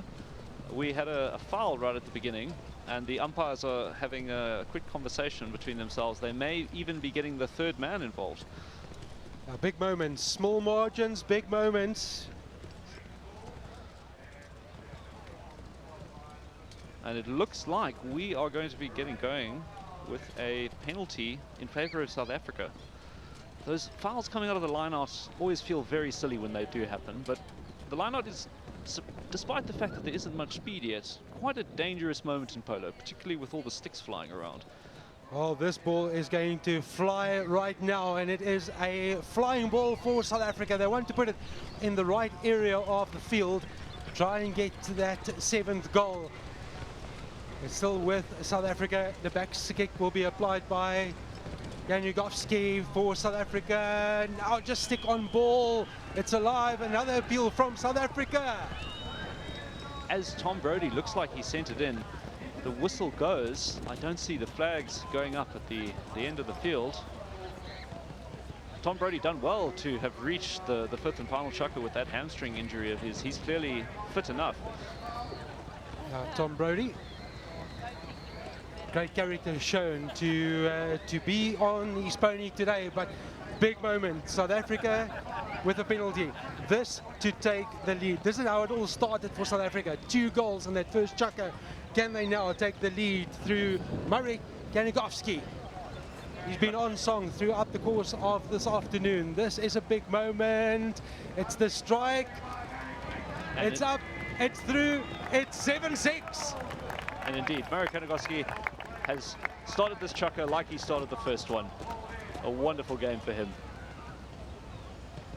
That clock not stopping in this final chukker between goals. Players will want to rush to get back to the center line. You can see the English team is there already. The South African team moving in too, feeling a little bit of comfort, but not much. A 1-goal lead can evaporate instantly. It's a bit of a tussle, a bit of a primary school soccer match situation in the middle of the field there. And it is a foul in favor of England. Matt Perry teeing up the ball for himself and having a quick chat with Tom Brodie. They'll be discussing how they're going to make this play happen. So I like that description that you've just given us, Thomas, because if you look at primary school and the way youngsters start off, they're all grouped together. Football, netball, and then it all cuts lost. So now, who is going to cut loose for England? Can they find a way back? It's been One for you, one for me. Matt Perry sends a nice pass downfield, but a big ride-off by Alex Watson.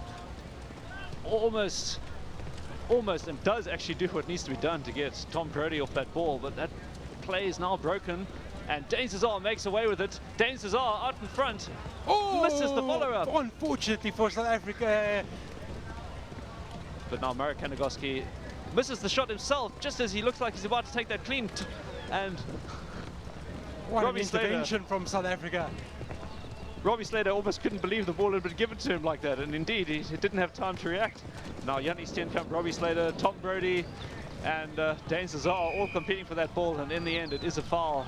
That broken play, it's not pretty, and often it does result in somebody doing something wrong. Oh, how close was that from Dane Cesar? You feel that if stick made contact with ball, South Africa were on there for number 8. Indeed, Dane Cesar, he could have taken it all the way, but the field sometimes, the divots, I mean, maybe that was a divot that wasn't stomped, you'll just never know. But South Africa get to restart with a penalty. Marek Kanagoski gives it a gentle tap. Now looks to draw in his England player. He's got Robbie Slater, but Robbie Slater does get him to release that ball, and what a release it is. Downfield, Tom Brody and Alex Watson there. Alex Watson looks to make play to ride off, but just doesn't get there in time, and Tom Brody's got a bit of time now to turn, but Alex Watson is not letting go. Doesn't have the muscle to shovel him off. Yanni Steenkamp looking for an opportunity here, but Dane Cesar is the one who zooms out in front, cuts it under the neck, looks to do it again. He's got a bit of space. Matt Perry trying to keep up. Alex Watson following up himself, and Dane Cesar doesn't get the pass. Has Cesar done it? Has he pulled off the magic? He has. He has. What a goal, what a moment from Dane Cesar for South Africa. Wow, that was something special. He really made the bounce work for him there. What a shot. That ball, a couple of centimeters in the air, and he hit it right out the air, under the neck, difficult angle, through the goal. Took us all by surprise. What a goal by Dane Cesar. And now South Africa 2 goals up with only 4 minutes left in this 5th and final chukker. Well, we spoke about the big players in the big moments, and South Africa have certainly put up their hands in this deciding chukker. And now they will switch ends, of course. South Africa attacking from left to right, a goal right now, and you feel this could be game, set and match. It's on for South Africa, it's on for South Africa! Unfortunately, off to the right. Whoa, that was so close. Lovely work by Dane Cesar, sending a beautiful pass up to Alex Watson, but just got to that ball not as early as he would have liked, had to make a plan and missed it to the right. Alex Watson, again a reminder, he comes from these parts. This is where he learned the sport, and he's still blank on that score sheet. It would be so fitting for him from an individual perspective to round up the scoring for South Africa, having started his career right here, bringing international polo back to Val de Vie, back to Paul, and back to where it started for him. But not to be on that occasion. Still 8-6. South Africa, what a turnaround. England had all the momentum. This is the championship moment. Indeed it is. If Alex Watson had put that goal through, I think it would have put this game to bed. But it remains alive. There's a free change of horses currently happening with 3.5 minutes on the clock. It still remains anyone's game. Dane Cesar's mom is with Tatu. Reactions. I actually am with Dane Cesar's mom. Absolutely fantastic, especially seeing that right now, real-time reaction. How do you feel today? No, so special, so proud, super proud. And to also see his international career grow in leaps and bounds. You know, his second cap today, he has learned Spanish and made sure that he's riding his own horse. Absolutely, yes, exactly. I know, we are just so proud of him. Yeah, he's done so well. But when it comes to being proud of Dane, how far has he come as well? To see your son today literally playing against England and so many people coming out to watch him. No, from the age of 15 he was based in Argentina, and that's how he started, and yeah, he's just come on leaps and bounds, and yeah, we are so proud of him, so proud, yeah. It's beautiful to have such a beautiful crowd supporting Dane and South Africa today, but of course we are here for the Standard Bank International Polo. Amazing. Must be wonderful to watch your son or your daughter, your family members playing for South Africa, and they have that opportunity today. And South Africa at this stage bringing home a victory, 8-6, all to do for England, and they're going to start from deep. 3.5 is a long time in polo, that's for sure, and England have shown the characteristics throughout the course of the afternoon where they can launch a fight back through the inspirational captain, Matt Perry.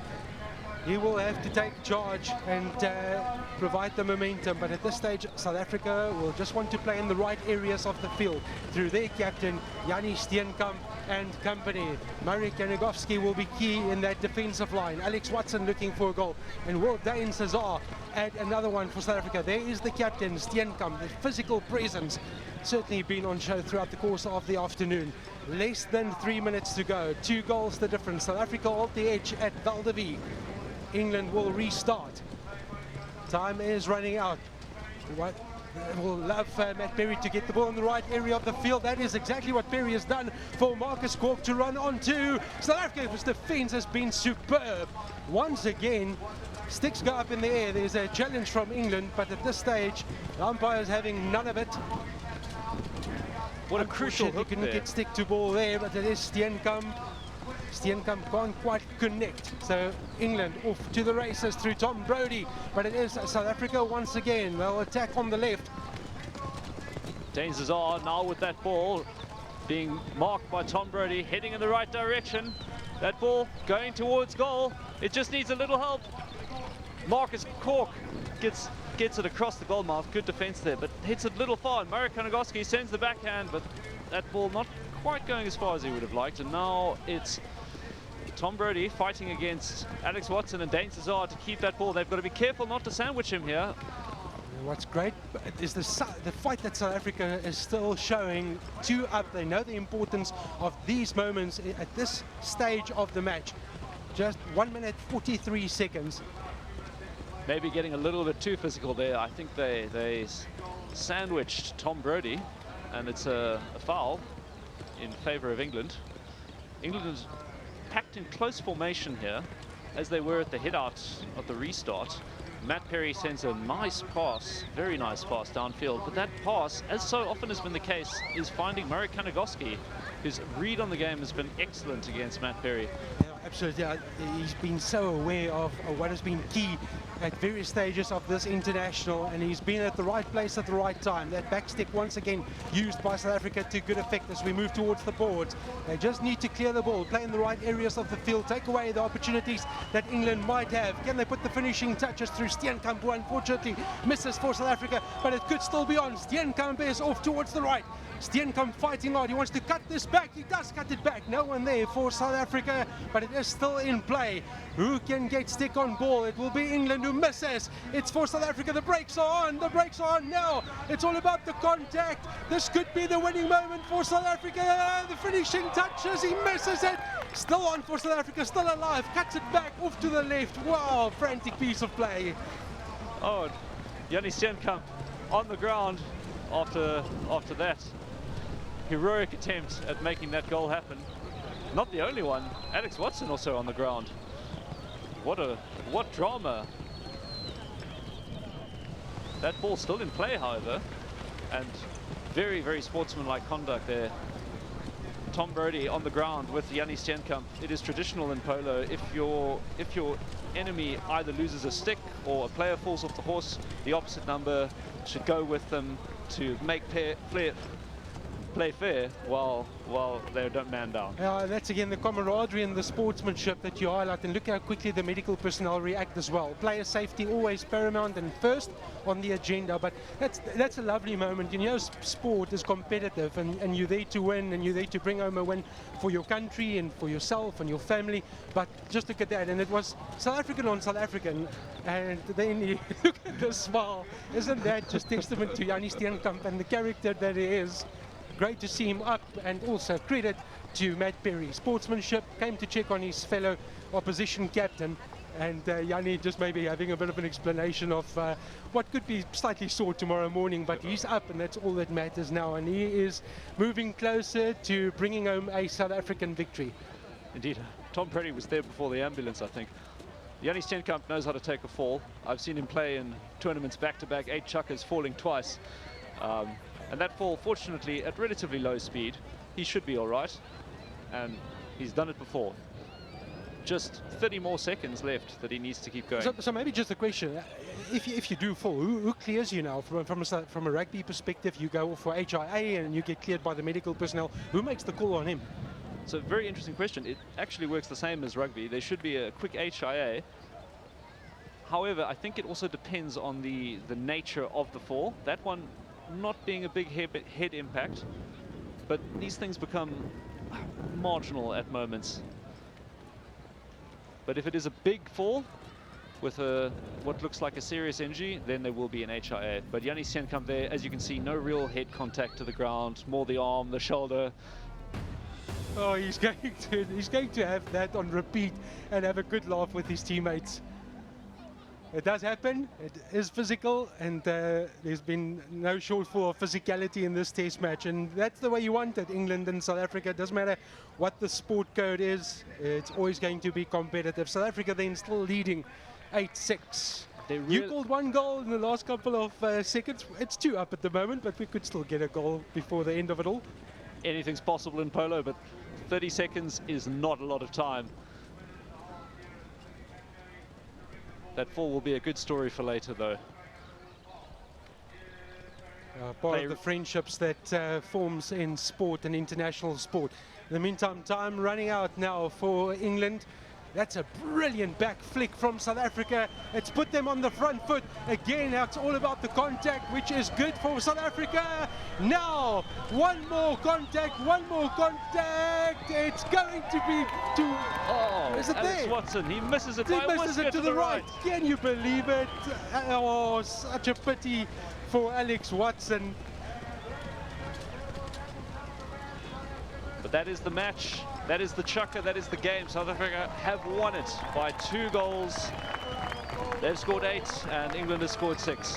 It was close all throughout, but in the end of the 5th and final chukker, South Africa really made it count and just dominated.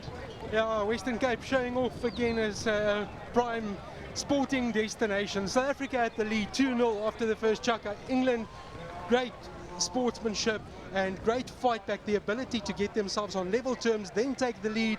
The storyline that developed where South Africa came back. Remember, England had a chance to go 3 clear at one stage. They missed the penalty. South Africa used the opportunity. They fought back, got their noses in front, and then ultimately pulled off a famous victory at Val de Vie in front of a partisan ground. A sellout crowd today, and what a witness, what a testimony to polo and international polo. It's been a privilege to bring it to you. South Africa claimed the spoils on the day that the Springboks beat Italy 8-6 against England. Some of the moments. Marek Kanagoski's one of his many penalties going straight through the goals. He didn't miss a single one, I believe. It's very important to have a player like that who you can count on. Now that was the first 2, and that went the aerial route, and South Africa raced out of the blocks. But true to just the build-up towards this test, the experienced lineup that is England, Matt Perry started the revival for his team. That was the first one. This was the second, back on level terms. Suddenly a couple of questions being asked of that South African defensive line, and then England also made their move, and they said, what, we're going to get our noses in front. Hard tussle, physical tussle between these 2 teams, as you would have expected. With some scraps, a lot of appeals, and then this happened. One of Tom Brody's crucial penalties, goals that he used to just keep England in the fight and get in front at a few moments, but in the end, not quite enough. This is what turned it for me. Captain, my captain, Yanni Steenkamp, off he went, only had to get the tap and go, put it through the post, and this almost got South Africa from a position where they at one stage looked under threat into a position of strength and belief. This was another one, again just helped over the line. It was frantic pace at this stage, very difficult to call a winner. Matt Perry with the easiest of finishes. Again, you thought from a South African perspective, oh, it's going to be heartbreak once again. England getting their noses in front. But true to the characteristics of South African sport, we just never give up. And this was Dane Cesar in front of his family, also scoring man from Plettenberg Bay. This was a superb moment. Flick back, Steenkamp with the reverse stick, on point, South Africa with another goal. England certainly never giving up. A lot of ponies all grouped together. Ball somehow went over the line. That was all England wanted. It didn't matter how it arrived or how it came. Janikowski said, thank you. This is my 9-iron. We'll use that to good effect. Another goal for South Africa. And he repeated the dose from the other end of the field. So many of those goals for South Africa coming off the stick of Marek Janikowski. Dane Cesar doing a lot of work off the ball. Sometimes you don't see that, but that goal, that to me was the goal of the day. Absolutely. That's the type of polo we like to see. So action-packed, 14 goals that we've shared with you through 5 chukkers of international polo. But the spoils belong to the home nation. South Africa winning 8-6.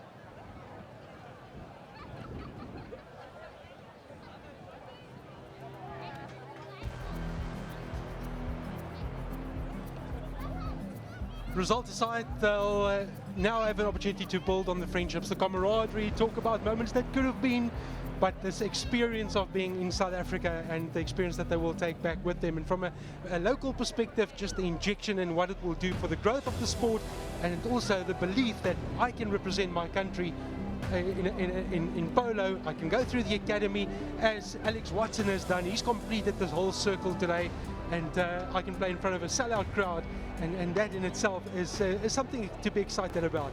Yes, it is. I think we'll see this England team with a very similar makeup back here at Val de Vie several times in the next few years. The South African team also will see a lot more of them in the future. Many of them, I mean, our captain, Jannie Steenkamp, only his first cap, but all the other players, only their second or third cap for South Africa. A very young, very inexperienced, but a team that, when it mattered, worked very well together. I love that you've singled out Jannie Steenkamp. How awesome is it? Polo Cross World Champions, beating Australia in the final, captaining South Africa today in his first test match at Val de Vie, his home club, and a win for South Africa. You can't script it better than that. No, you absolutely cannot. Jannie Steenkamp really has made waves in the world of South African polo with his transition, and I wouldn't even call it a transition. He's playing both sports at the top level simultaneously. There are not many people you can say that for. Bottom right of screen, you'll see with the cap on Ryk Neethling, Olympic gold medalist, also playing polo. Indeed, I was playing polo when Ryk was watching me once. I fell off the horse, broke my wrist and my foot, and Ryk Neethling, watching that, thought I'd like to give that a try. And only 5 years later, he went from learning, having not ridden a horse much, to actually playing in an exhibition match in the UK against 10 gold players from Argentina. It really can happen so quickly in polo.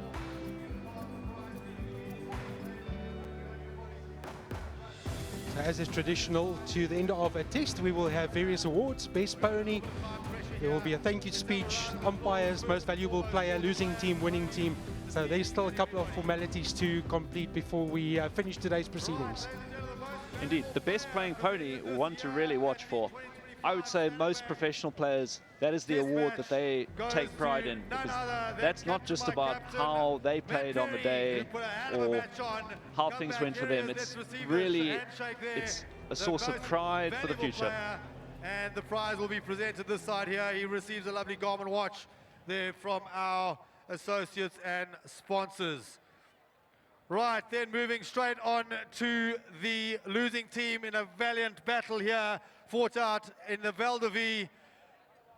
Beautiful field here in the facilities. Let's have a round of applause for England, going down by 2 goals, but what a magnificent match played for by them, and congratulations to the English team for putting this on and coming to visit us here at Paul at Val de Vie, and a very big thank you to Standard Bank and the partners. Let's have a round of applause, ladies and gentlemen, for the English side.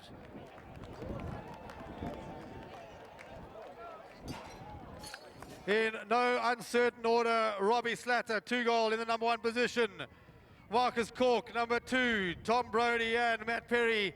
Ladies and gentlemen, a very, very big thank you. Let's have another round of applause for our visitors, our guests here at the 2025 Standard Bank International. Right, so moving right along, we're under a bit of time pressure with the live stream. If we could please have the winning team for the 2025 International. Grab your bags, guys.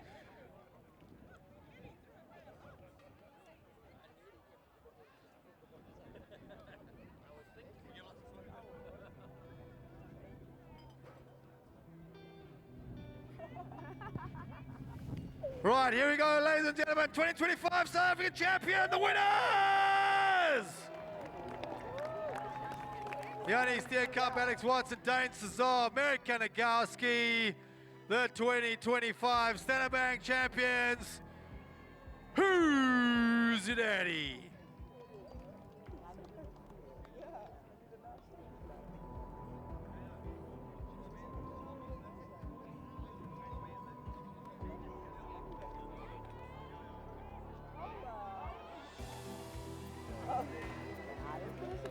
Right, 2025 Standard Bank champions, ladies and gentlemen. Here we go. South Africa running out 2 goals over a brilliant England side. And what a congratulations to those guys we've had. There we go, presented by Mr. Jacques Els. Well done, you guys. Let's have a round of applause. Oh, there is the moment that Yanni Steenkamp would have been dreaming about, lifting the trophy with a victory against England in this test. That's going to mean so much to this group. Indeed. I was watching them practice a week before on Sunday. The team just hadn't quite figured itself out yet, and there were a few... Thank you so much for sharing this international polo with us at Val de Vie from Paul. We look forward to your company again soon. South Africa winning 8-6.